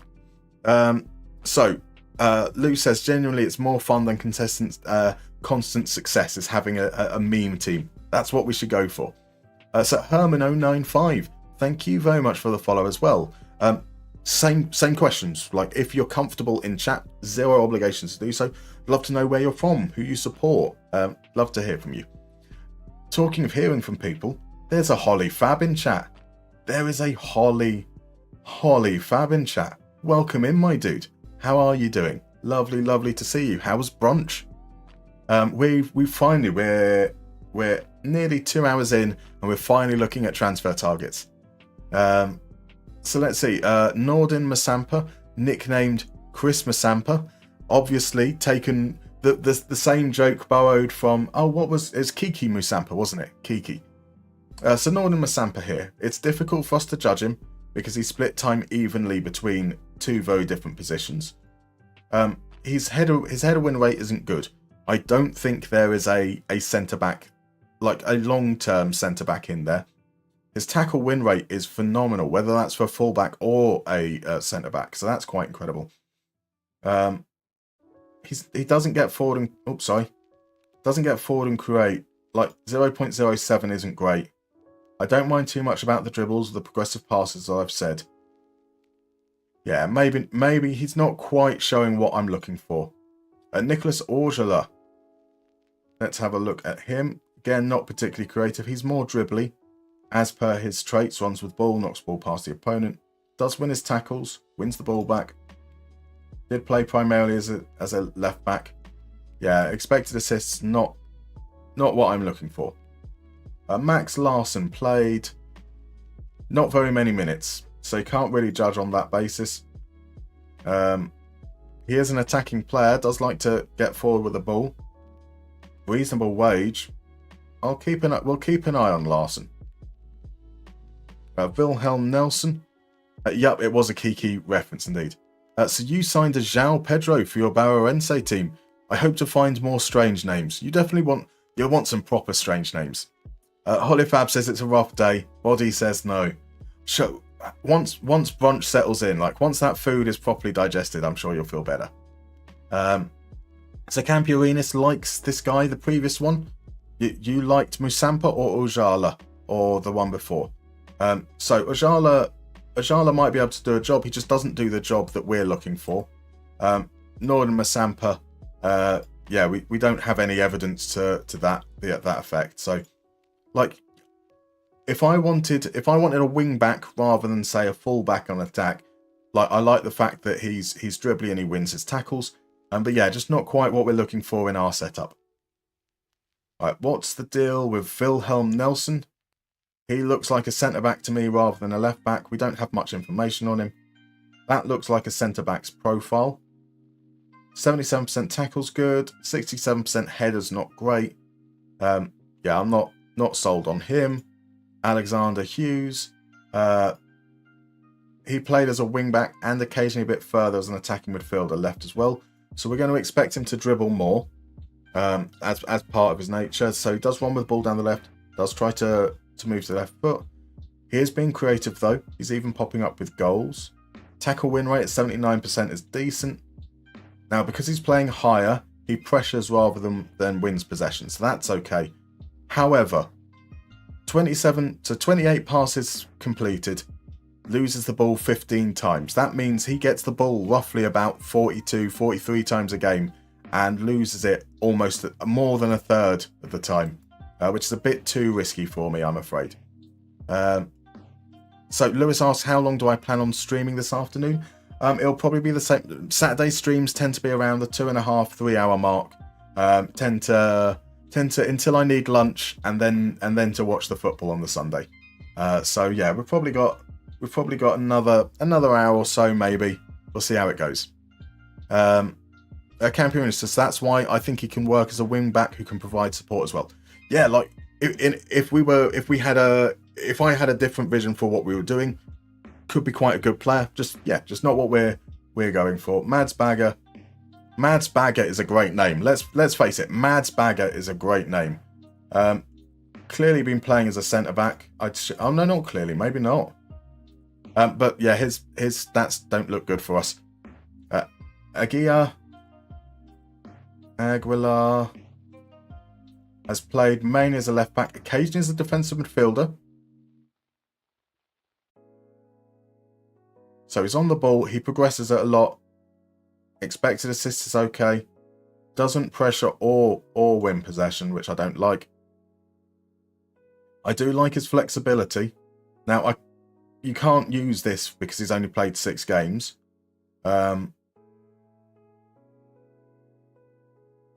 Yeah, so like I think that Aguilar could potentially be a kind of a decent player. Just unfortunately, we don't have the evidence of that for what we're looking for. So Zoni asks, is this a one-team save or will we see some other clubs? Johnny, there are no set or bound rules. We will see what the narrative of the save gives us. So there are no immediate plans to leave Mariehamn, but who knows what will happen. Maybe we we win the league the next couple of years and it feels right that we should move on. Maybe we have a drop in form and we get sacked and we move on. It's whether if either of those things happen, there's no guarantee that we stay in Finland. There's also no guarantee that we don't stay in Finland. Purely defined by how the game, what the game serves us up. Koskipalo. Interesting. Not particularly progressive. Wins his tackles and his headers. Both pressures and wins possession. I didn't want a backup right back. I was going to give Holmgren the chance. But I quite liked Koskipalo when he was on loan with us in the first season. So we'll keep an eye. He's not a I quite liked Simon Bengtsson when he was on loan with us as well. He didn't play that much, only a small handful of games, 11 games in total.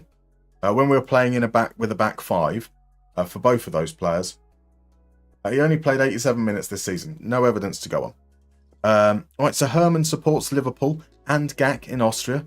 A crazy club history in the last 20 years. Currently searching for clubs to start a multi-club save. Interesting. Are there any particular clubs that you're thinking of for this multi-club save? So Matt is playing a team with a player called Dick Kick. I really need him to Dick Kick, don't I? You need a Dick Kick. You need a Dick Kick to go with your other with your Dick Donker. Right, Campurinus is off. Lovely to see you, my dude. Have a wonderful afternoon.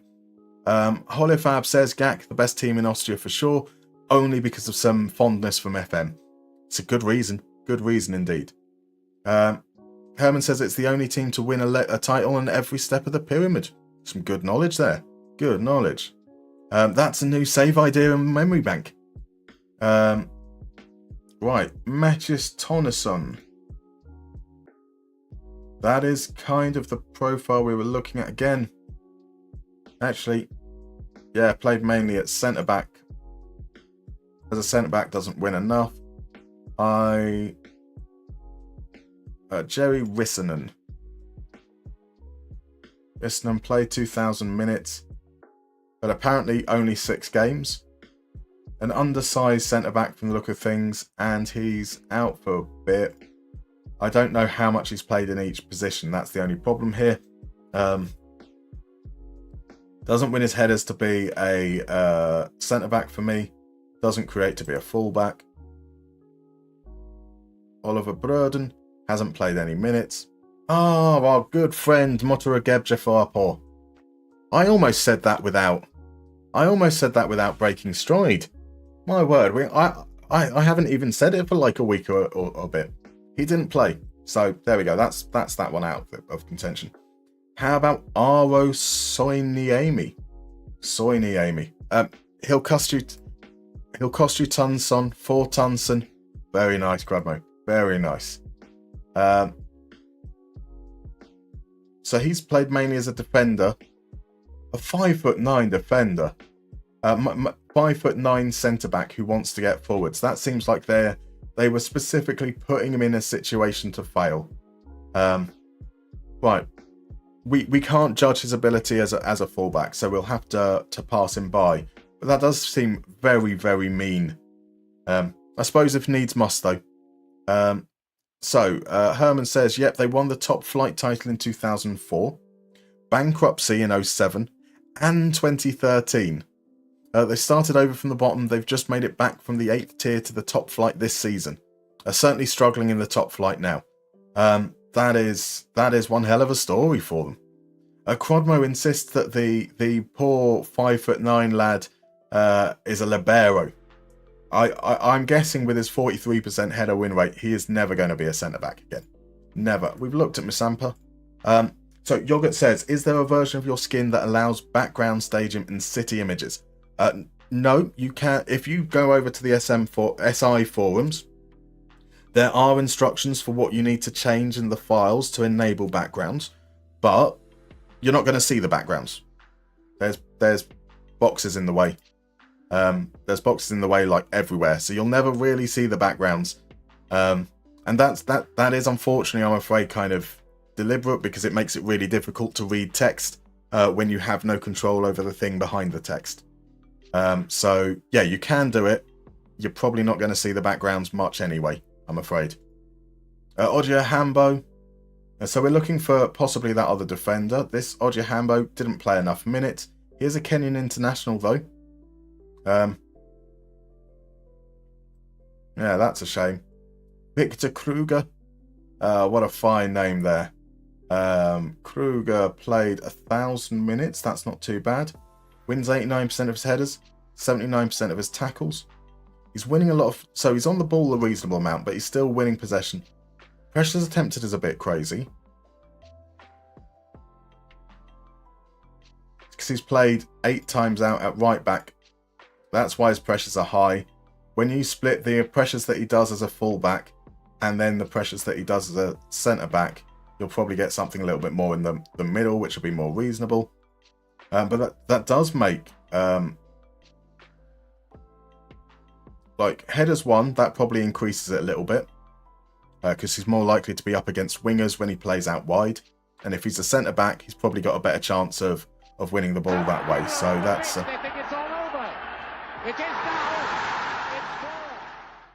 Duke Marshall, bless you very much. Thank you very kindly for the raid. How was your stream, sir?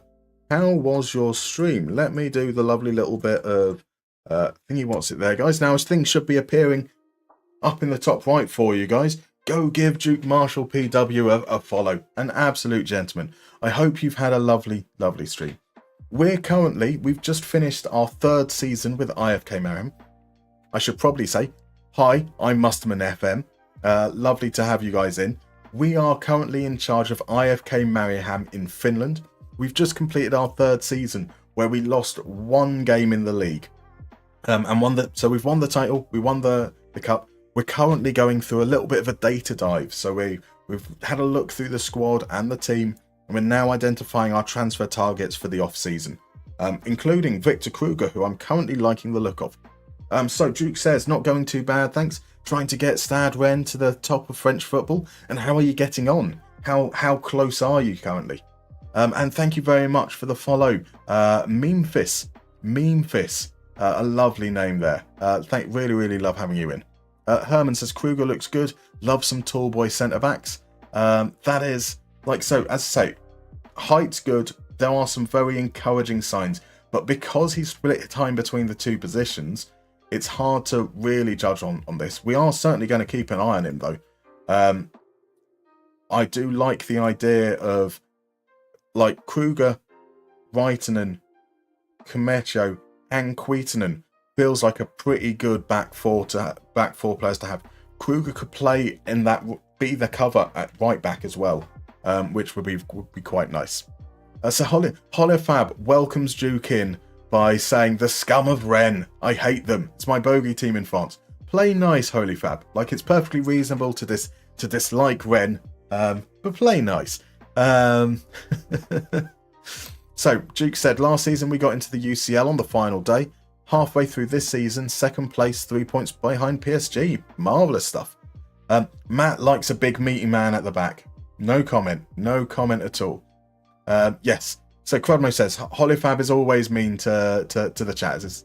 Holifab is lovely, by the way. I'm just picking on him unnecessarily. So you said you didn't think much of them at the start, but they've got a lot of potential. Who's your key player at the moment, Duke? Right, we're looking at Wilhelm Nielsen. We saw him as a left back. We don't know which position he played, and we discounted him at that point.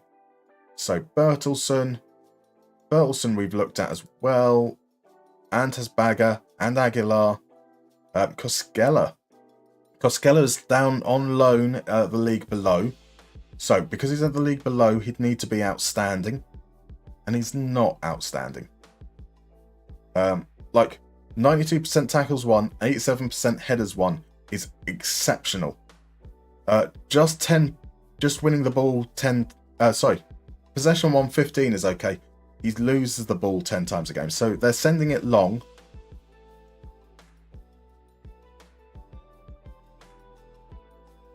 Interesting.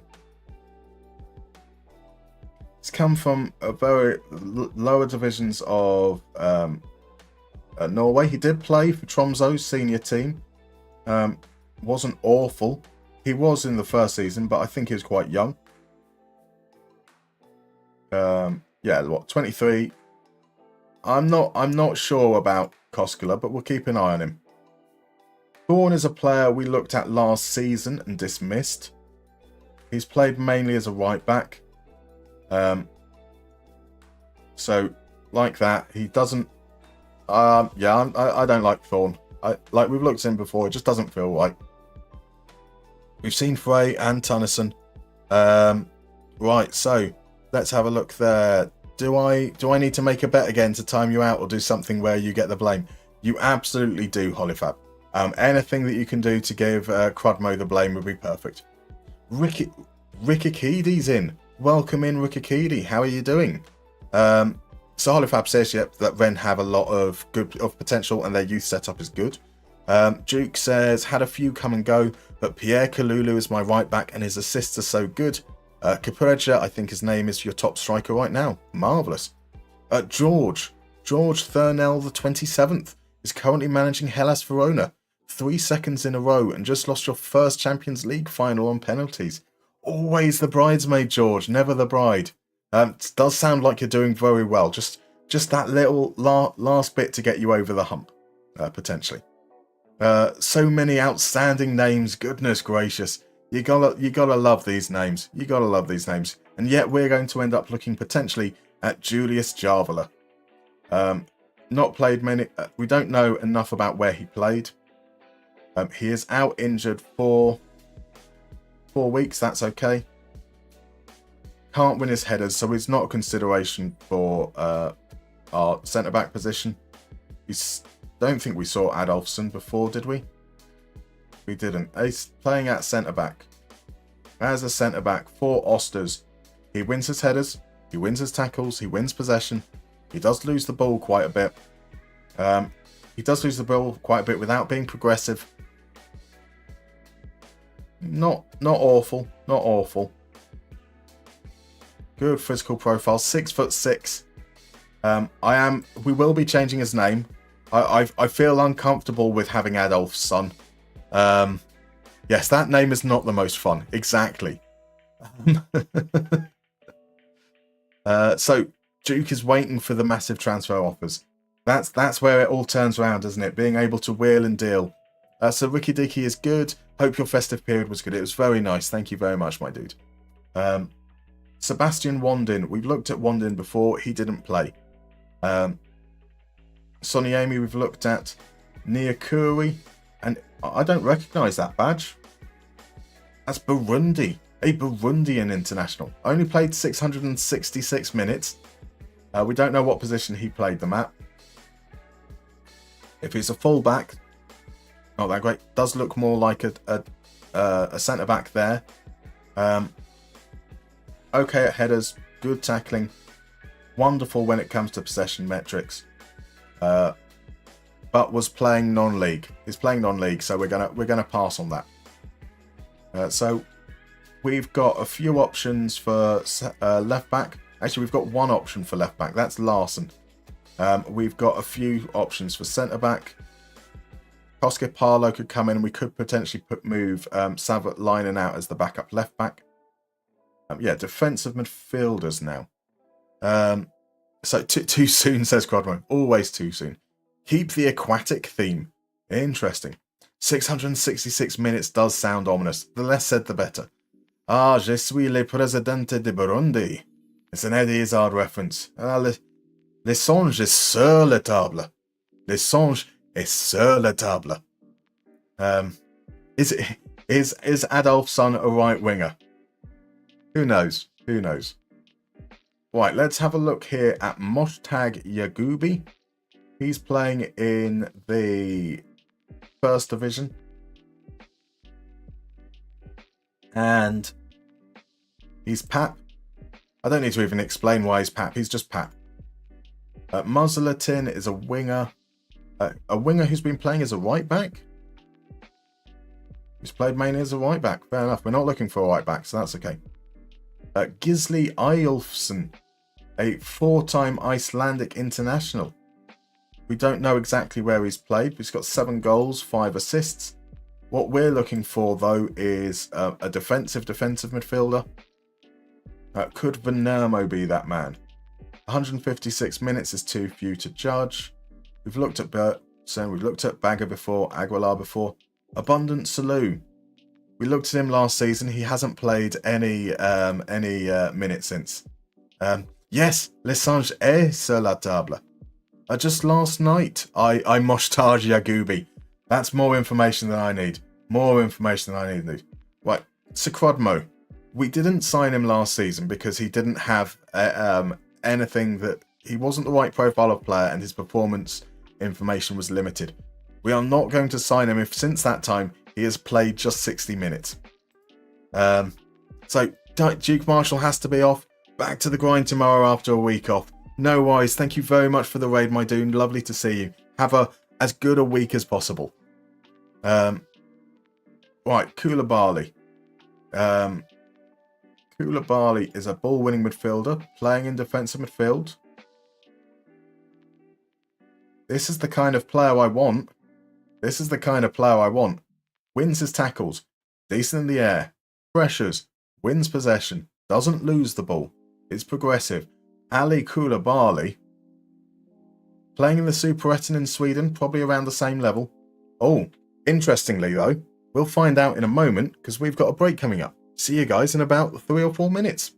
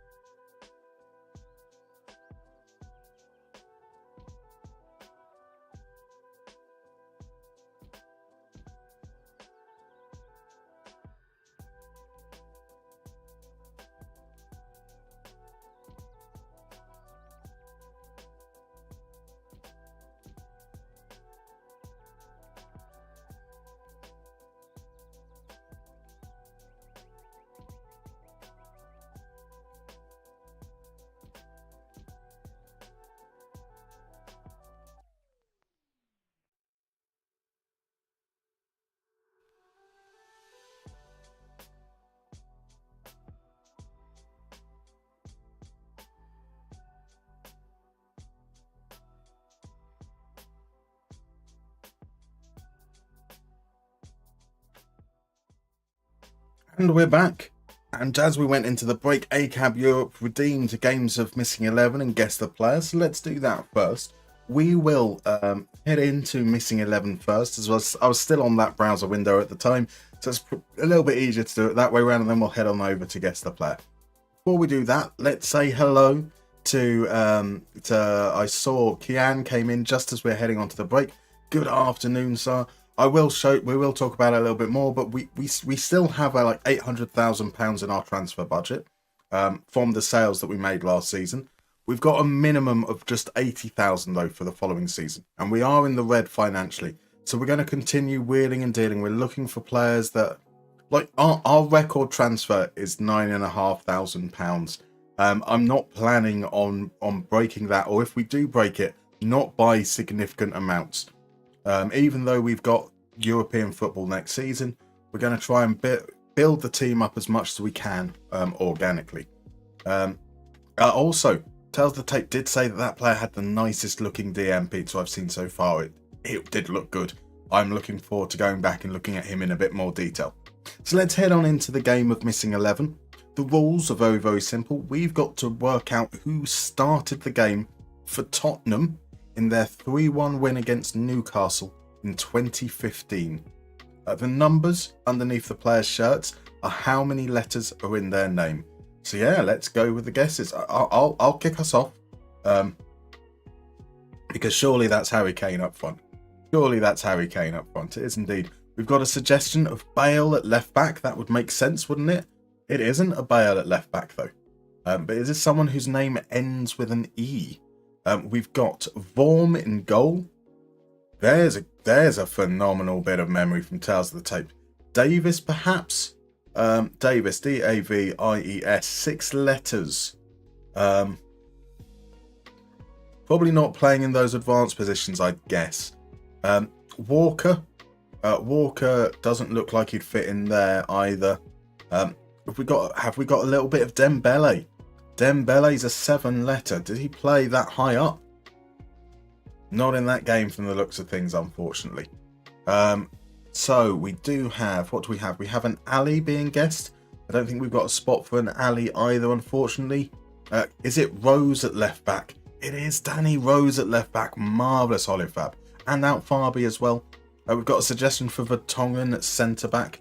You would think so with 10 letters, wouldn't you? It is indeed. Lamella.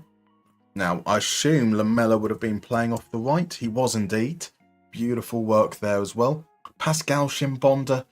He's not going to fit in, unfortunately, there. Fazio to partner Vertonghen. It was indeed Fazio. Where were we? Dyer at right back, possibly. It was Dyer at right back. Marvellous. Ericsson. Potato suggests Ericsson in midfield. No, not there, but possibly in the spot behind. It was. There he was. Ericsson as the attacking midfielder. Seems like such a long... Well, I mean, this is 2015. A long time ago that Ericsson was playing in those areas. So we've got a suggestion of Bentaleb and Paulinho as the midfielders. Paulinho is one of them indeed. Bentaleb is the other. Beautiful work. Chadley at left wing, perhaps. Right wing. Yeah, left wing indeed. Well done, guys. Well done indeed in 13 guesses. Incredible stuff. Marvellous. Yeah, absolutely blitz through that. Tales of the Tapes coming through with Paulinho and Bentaleb. Incredible stuff. Right, so on to Who Are You?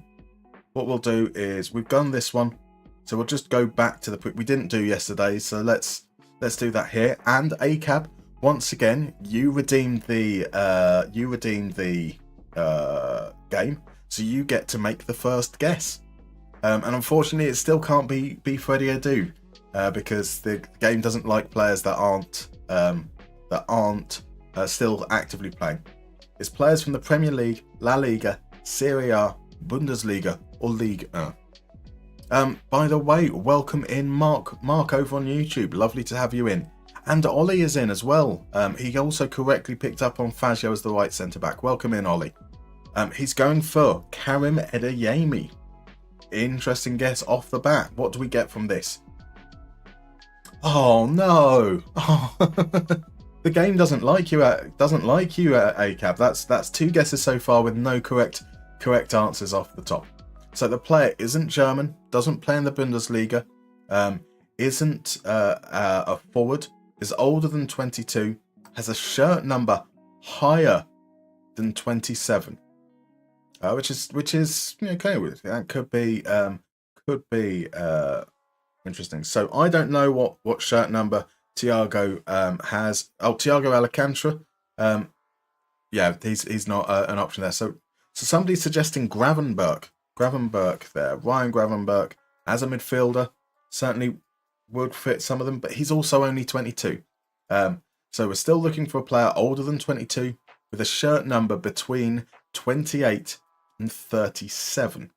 Now, they can't be a forward, they can't be a midfielder. So we're looking for a goalkeeper or a defender in La Liga, Serie A, or Ligue 1. Unfortunately, that means it can't be Tammy Abraham. Can't be Trent Alexander-Arnold. Could it be Stanislav Lobotka? He's a midfielder though, isn't he? Lobotka. He is a midfielder, so it can't be Stanislav Lobotka. It could be. Could it end up being Fede DeMarco?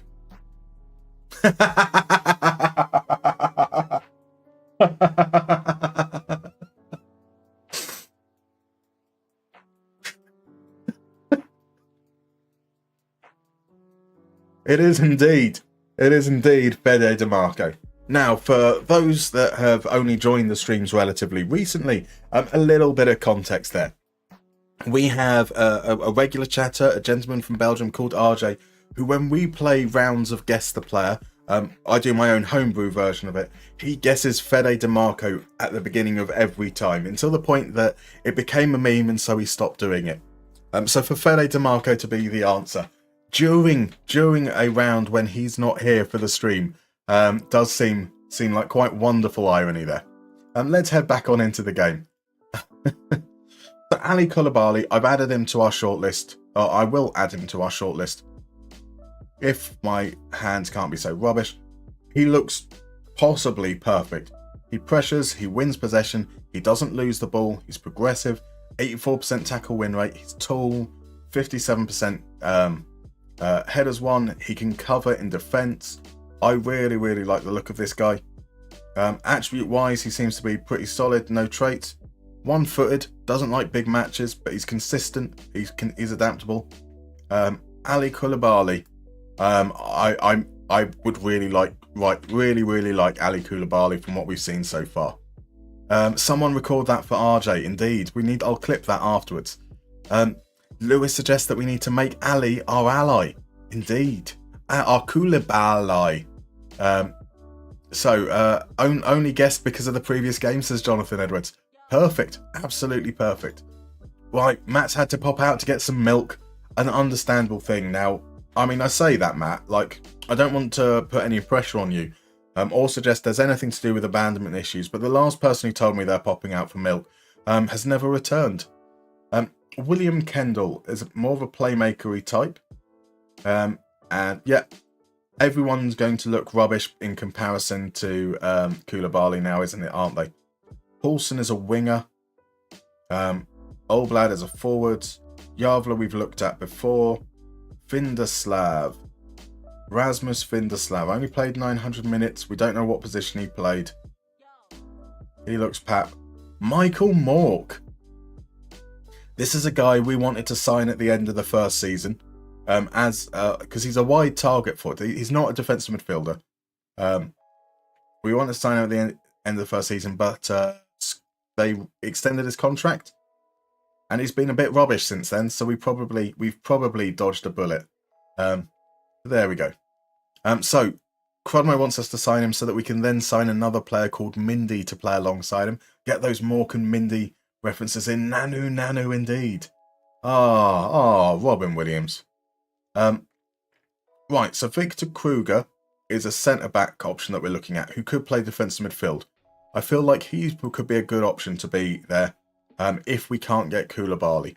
I'm happy with both of those players as possible options for defensive midfield.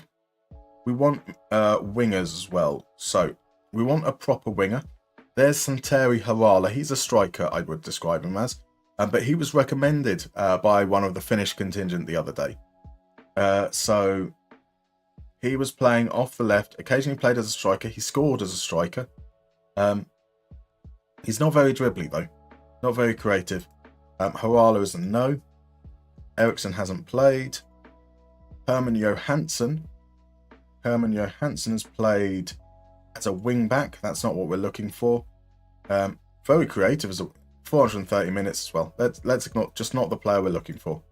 Carl Berm. We don't know exactly what positions he's been playing. Actually, yeah, quite a lower division as well. Probably don't have full details there. Alexander Hughes could be a left back option. Did we look at him as a left back option? Yes, he was the dribbly. He was a dribbly guy, but doesn't do enough of the defensive stuff. Vidlarts here, left-footed winger. We don't have one of them. Didn't play enough minutes though. It's going to be doing this a lot. A lot of players that will that we can't go for. Yaratek. Yaratek was okay against us in games. Played mainly on the left. Not dribbly. Not that creative. Underscores his XG. Yeah, Yaratek is not a player we're interested in. Freddy Kruger is the best option for centre-back, I think. So that's what I'm thinking. I'm thinking that Kruger as the centre-back would be good. But because of the flexibility he offers us in midfield, because he'd potentially be behind Raitanen and Kumetio.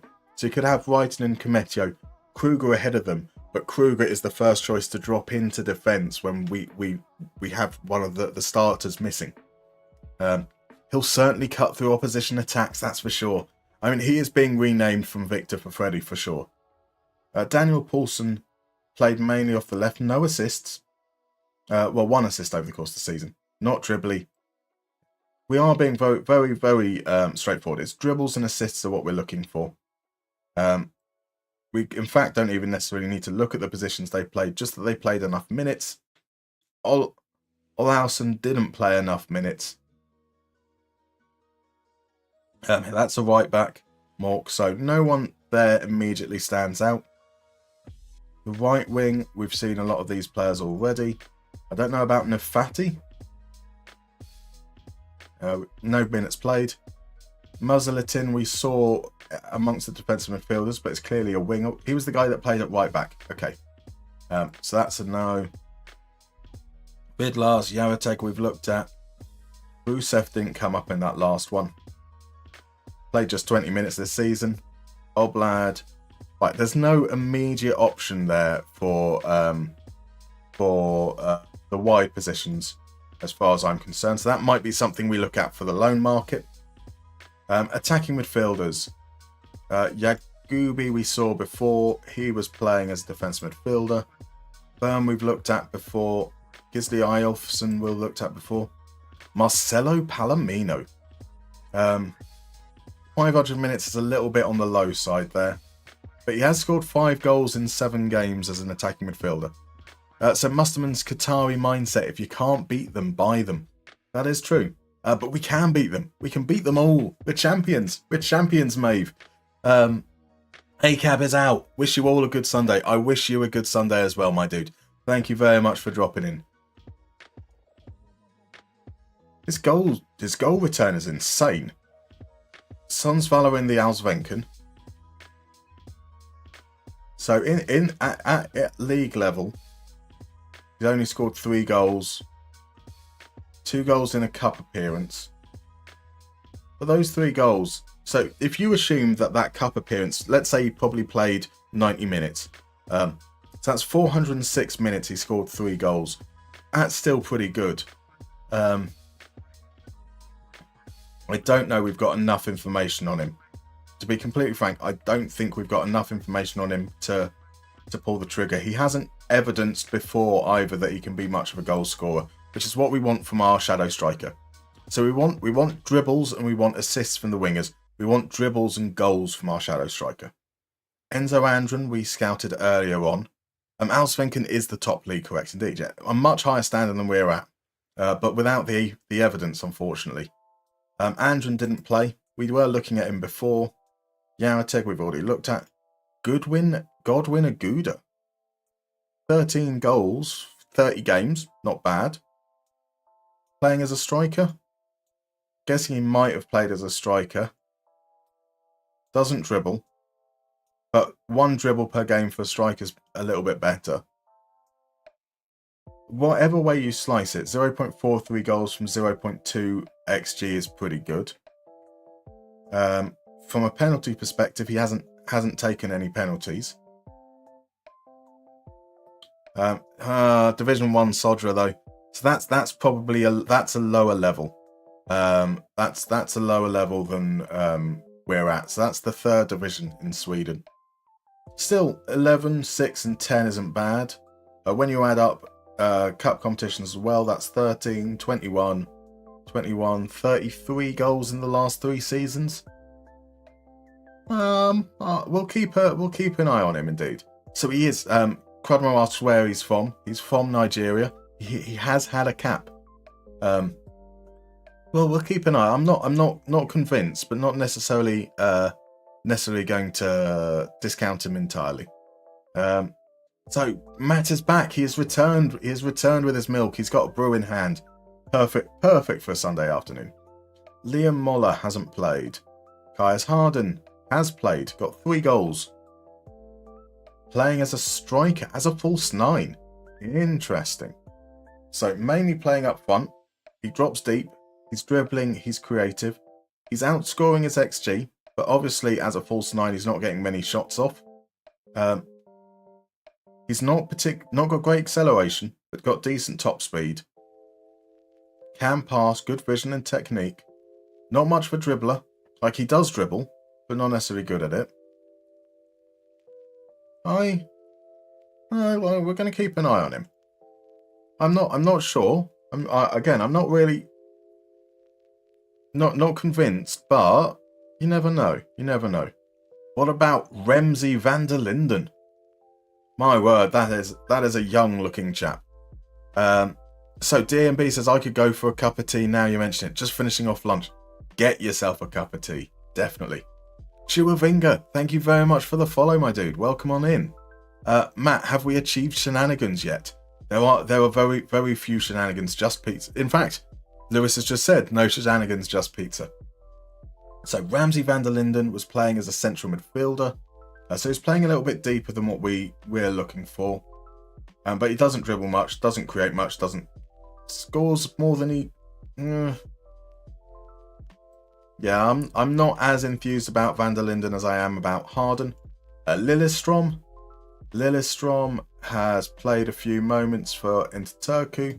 Oh, is that Interturku's reserves, in fact? Those games are all for the reserves. Yeah, that's too low a level, I'm afraid. Ollison we've looked at. Mork we've looked at. And then we want strikers. So, strikers. Do we consider Howell as striking? Like, he did score when he played up front. But, yeah, I'm not convinced by that. We'll look for... Actually, I'm going for natural strikers here. So, there is Kimpioka playing in the Superettan, just the 4 goals. Doesn't win his headers. I'm not interested in that. Isaac Matondo, short. Oni Hannanen, 6 foot. Doesn't win his head. Like, headers are going to be the main thing. We've got a target forward up front. Headers are what I'm looking at. Elia Petrelli did not play any games. He did go out on loan to Serie C, where he scored some. But yeah, we can't really judge on that. Harden to resist for KS Harden. Harden gives us a hard-on. Is it because it's another cock pun? It is indeed. So Ramsey, God, Dutch people have such stupid names, don't they? Ramsey. He wins that ball so much. He does. Not necessarily what we want though. You've never heard of him. Does Harden have girth? No, he's only 10 stone. He lacks girth. It's more of a pencil dick. So now, sir. I mean, we've gone off board anyway. Herven is in. Welcome in, Herven. How you doing, my man? Lovely to see you.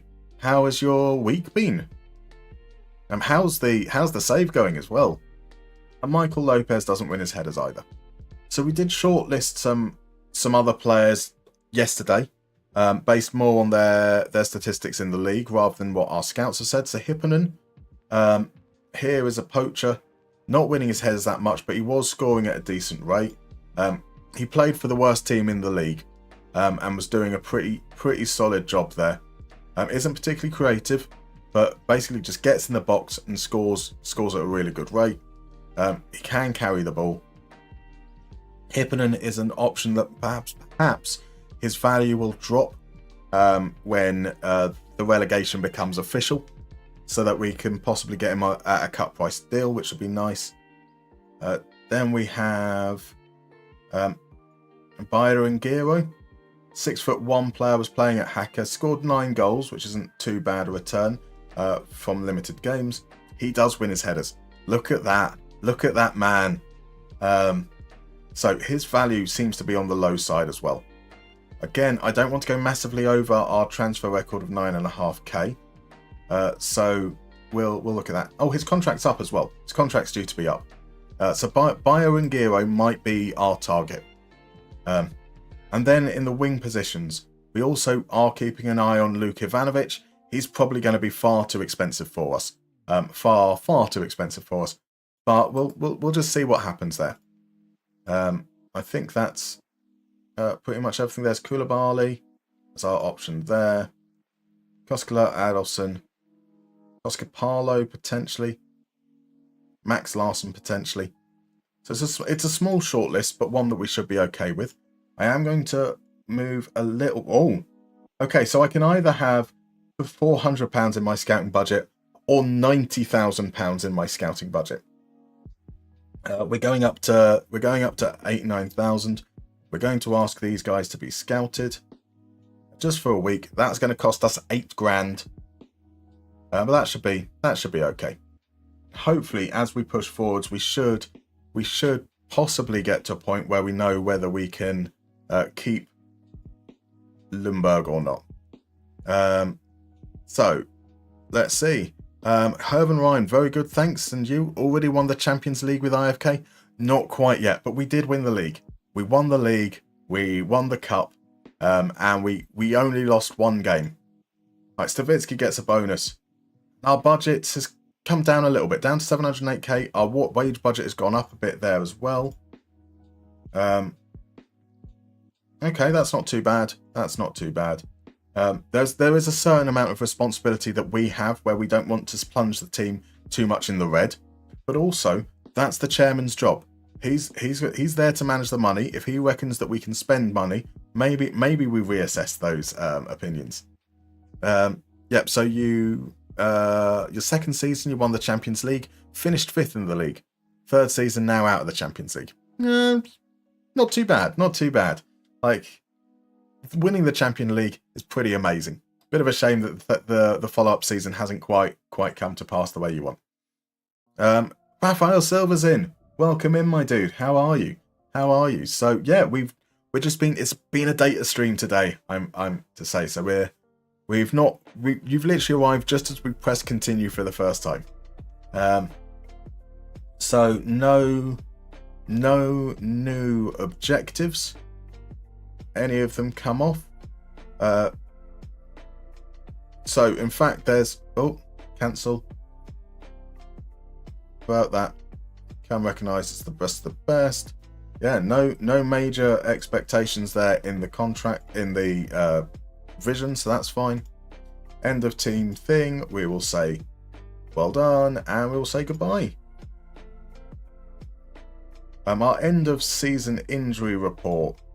Oh, we get to go on a training camp. We get to go on a training camp. Where do we go? Do we pop off to Spain? We head to Ankara in Turkey. Oh, I like the idea of a Christmas time in Cyprus. That sounds quite fun. So Lewis says, brings me so much joy to see Enkvist starting and not being replaced. The people's champ indeed.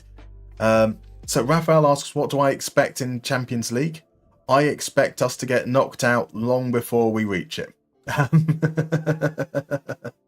Yeah, so If we can win the first two rounds of the qualifiers, we should make the Conference League, which would be massive. The Conference League proper, that would be huge. Like Cyprus does make sense. That's where I'm going for. Polyfab has said Cyprus. Crodmo said Cyprus. Tales of the Tapes has said Cyprus. Lewis has said Cyprus.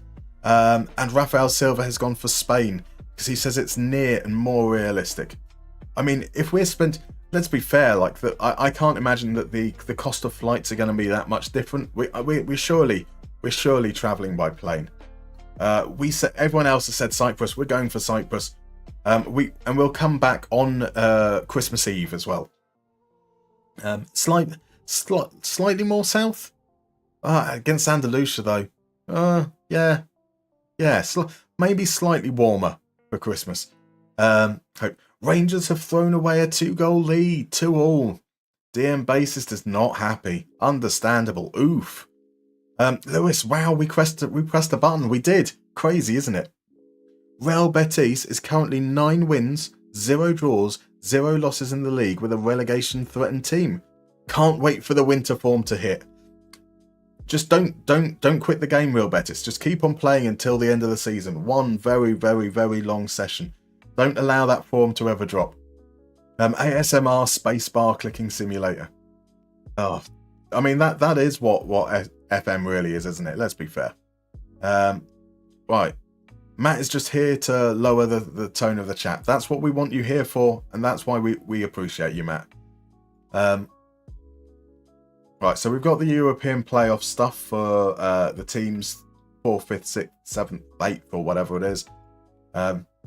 I can't really exactly remember. So they play a little tournament for the teams 5th, 6th, 7th, and 8th, and then they play off against the team that finished 4th, I think it was. So Viborg have offered us a job. I am quite happy to decline that straight up. So we've got unfinished business. Like top European clubs could offer us jobs, and we'll be rejecting them because winning the league once isn't enough to feel like we've left our mark on the team.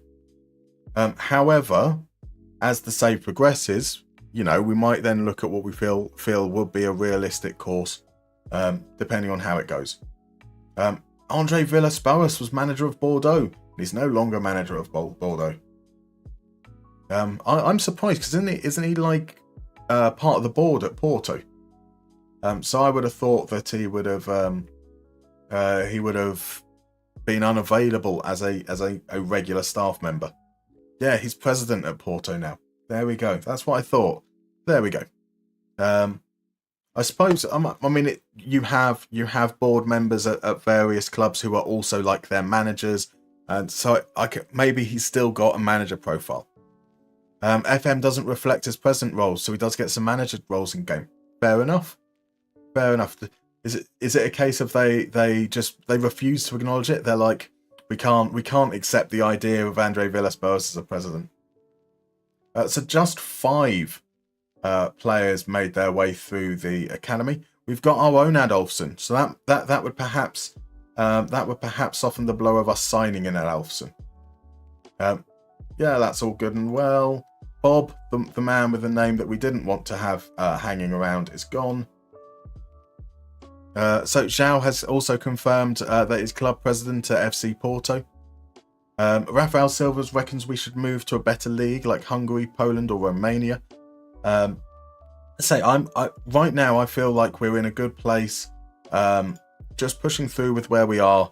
Let's establish ourselves. I don't feel like winning the league once is a job complete, if you know what I mean. So what's the comeback on Godwin Aduga? Early signs might be good. Let's see if we can scout him a little bit further. We've moved all that money over there, so let's scout him a bit more. We're on extensive with Kaius Harden. So what they're saying there, he's doesn't enjoy big matches, is inconsistent, doesn't have the greatest jumping reach. We'd be looking at Shadow Striker though. We'll fit him with the core group. Good technique. Just a balanced personality. Quite amenable wages though.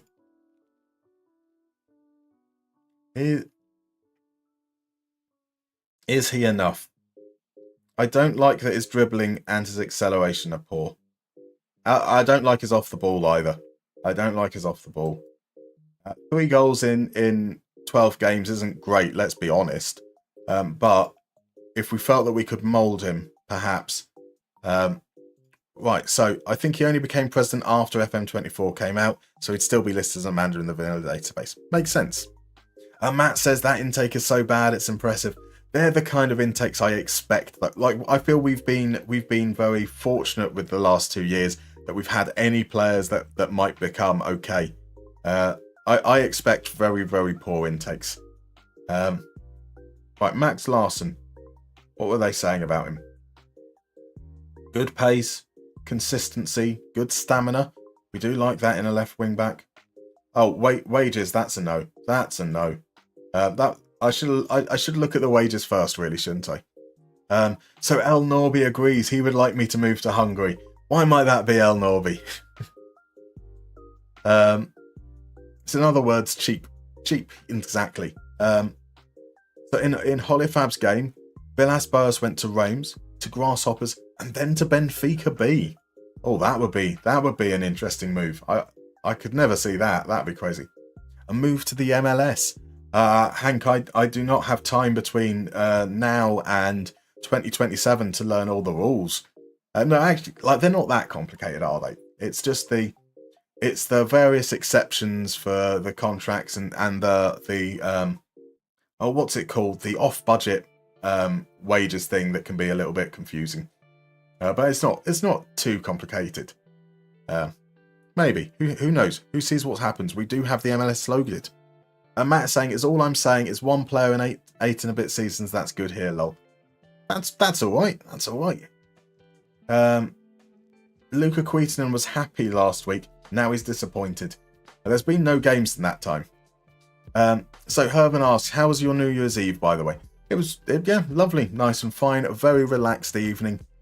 We played some board games. We saw in the evening. We talked a load of nonsense, and then I came home and was very, very tired. Perfect. How was yours, sir? How was yours? Right, into November. Right, okay.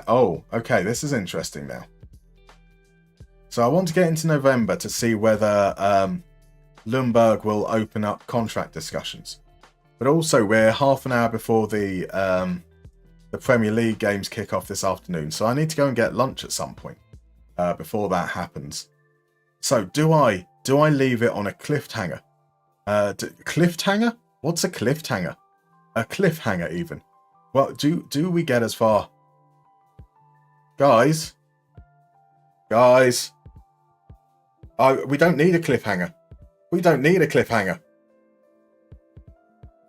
He's no longer saying that he's not interested.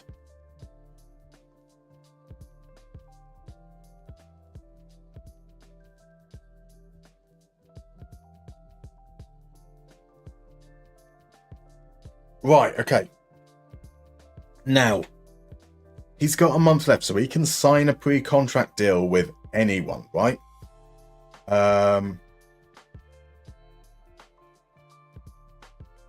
So he wants £700 per week and a 4-year contract. I think we offer him more because if a team from Netherlands comes in, they might try and be able to poach him.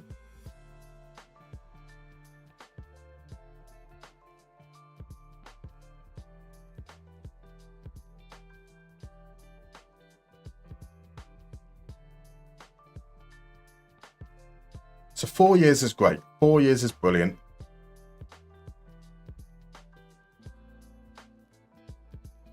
Actually, no, right. Okay, he's asked for 700, so we'll just move it up to 750. But if you stick around, you earn big box. And if you keep on scoring, you can get up to 1.15. Unused substitute fee doesn't matter. Your goal bonus will be quite good as well. We'll go up there. That's only like £300 more than what he's on at the moment as well.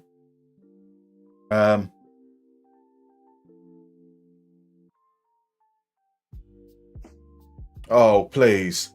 Oh, please. That would be good. That'd be good, wouldn't it? That would definitely be good.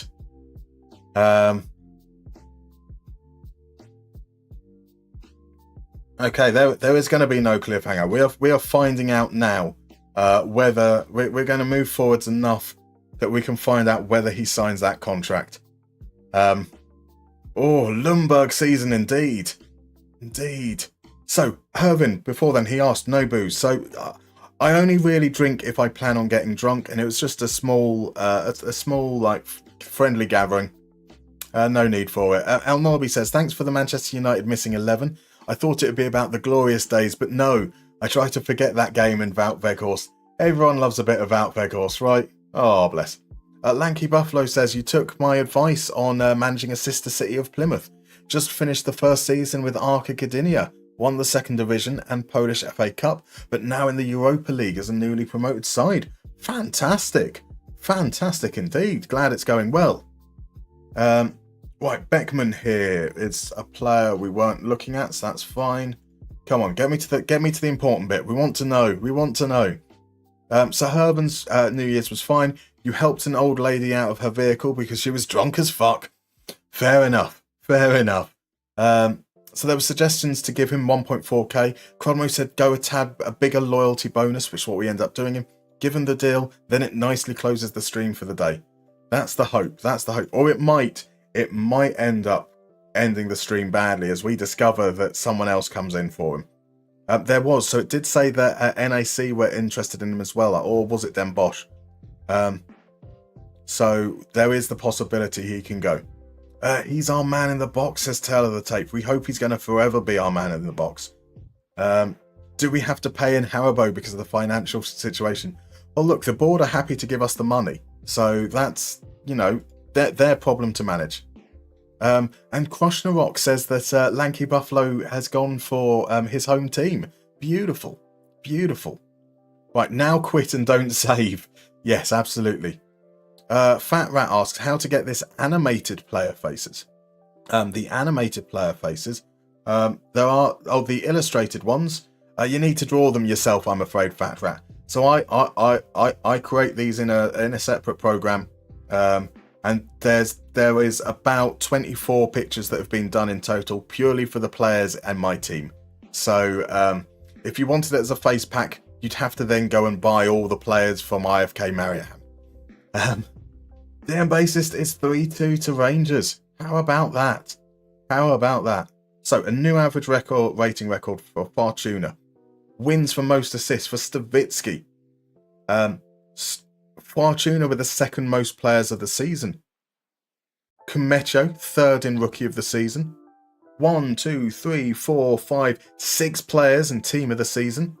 Fortuna is the player of the season. Lundberg is the top scorer. We don't get goal of the year.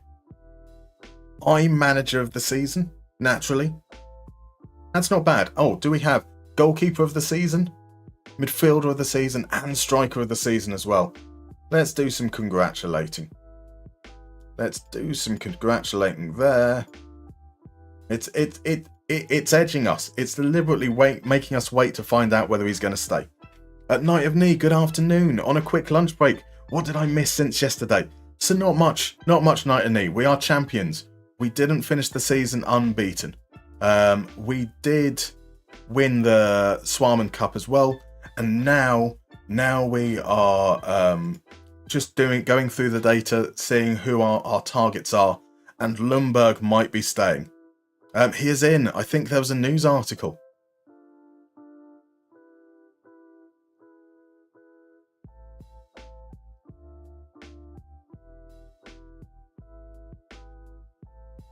Oh, come on. Did we miss him staying? Did we miss him staying? We haven't missed him staying yet. Still 2026. Okay. So yeah, the pictures are just about good enough to survive the very, very small resolution that you get to see on screen right now. But they're not good. So anyone can do that. You can definitely learn yourself. I would definitely always recommend learning rather than going for AI, because you never know where the AI is trained. So we're getting staff signing new deals. Luca Queaton missed his target. He did want to tell us that he did get close. Tough. That's the whole point of a target, right? That is the whole point of a target. It's not the statistics. You tell me, how do you measure somebody that could balance a balloon in a wind tunnel on a needle? Bless you very much, Lewis. That's a gift subscription to the glorious, the wonderful FM console. My word, you are a gentleman indeed. So not yet indeed. Right. Kankinen, Kampulainen. They ask, is there a bid on him from elsewhere? We haven't been informed of someone else offering him a contract. But there are teams interested. Surely they would have offered straight away. As soon as there was news that we'd offered a contract, you would have thought that they would have offered straight away. So hopefully, there's a wind tunnel needle up the Arvid Lundberg. Quite possibly. Jay Teller is in. Good evening. I hope you're doing well. Hollyfab says he lacks the creative skills for sure. You definitely don't. When I do my next lot, I'm going to be doing a time lapse of them, so you can see how somebody that, like myself, that can't draw can blag it in a way that it kind of is just about passable. Raphael Silva thinks that my job is done here at IFK and that we can move on. You are a semi-god for them, but I'm just a semi-god. A semi-god does not sound good. A semi-god... I am just an omnipotent being that struggles to maintain an erection. Yeah,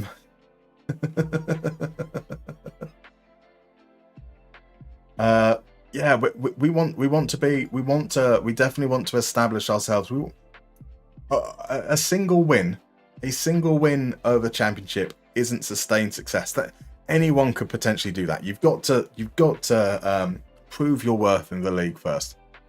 So the Dutch teams don't want to bid because their transfer window is closed. Even they can go for end of contract. Shh, Johnny. Shh. You don't need to let them know. Oh, why is this taking so long? What are you doing to me, Arvid? Yeah, we don't need to clip that. No one needs to clip anything. That's all good.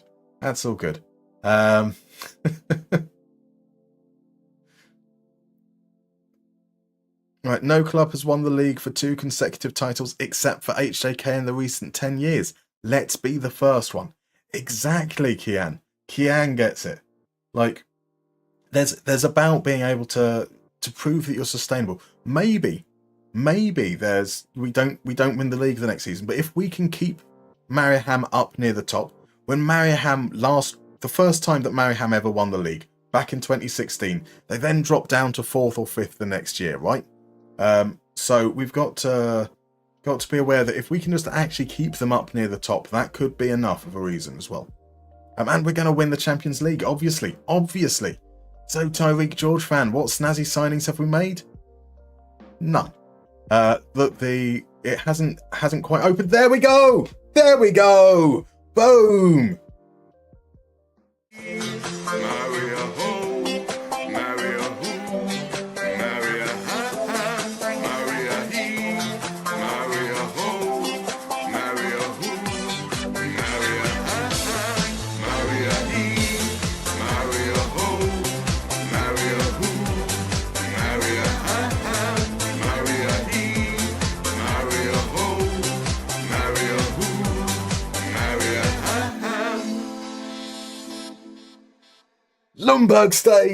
Lundberg stays.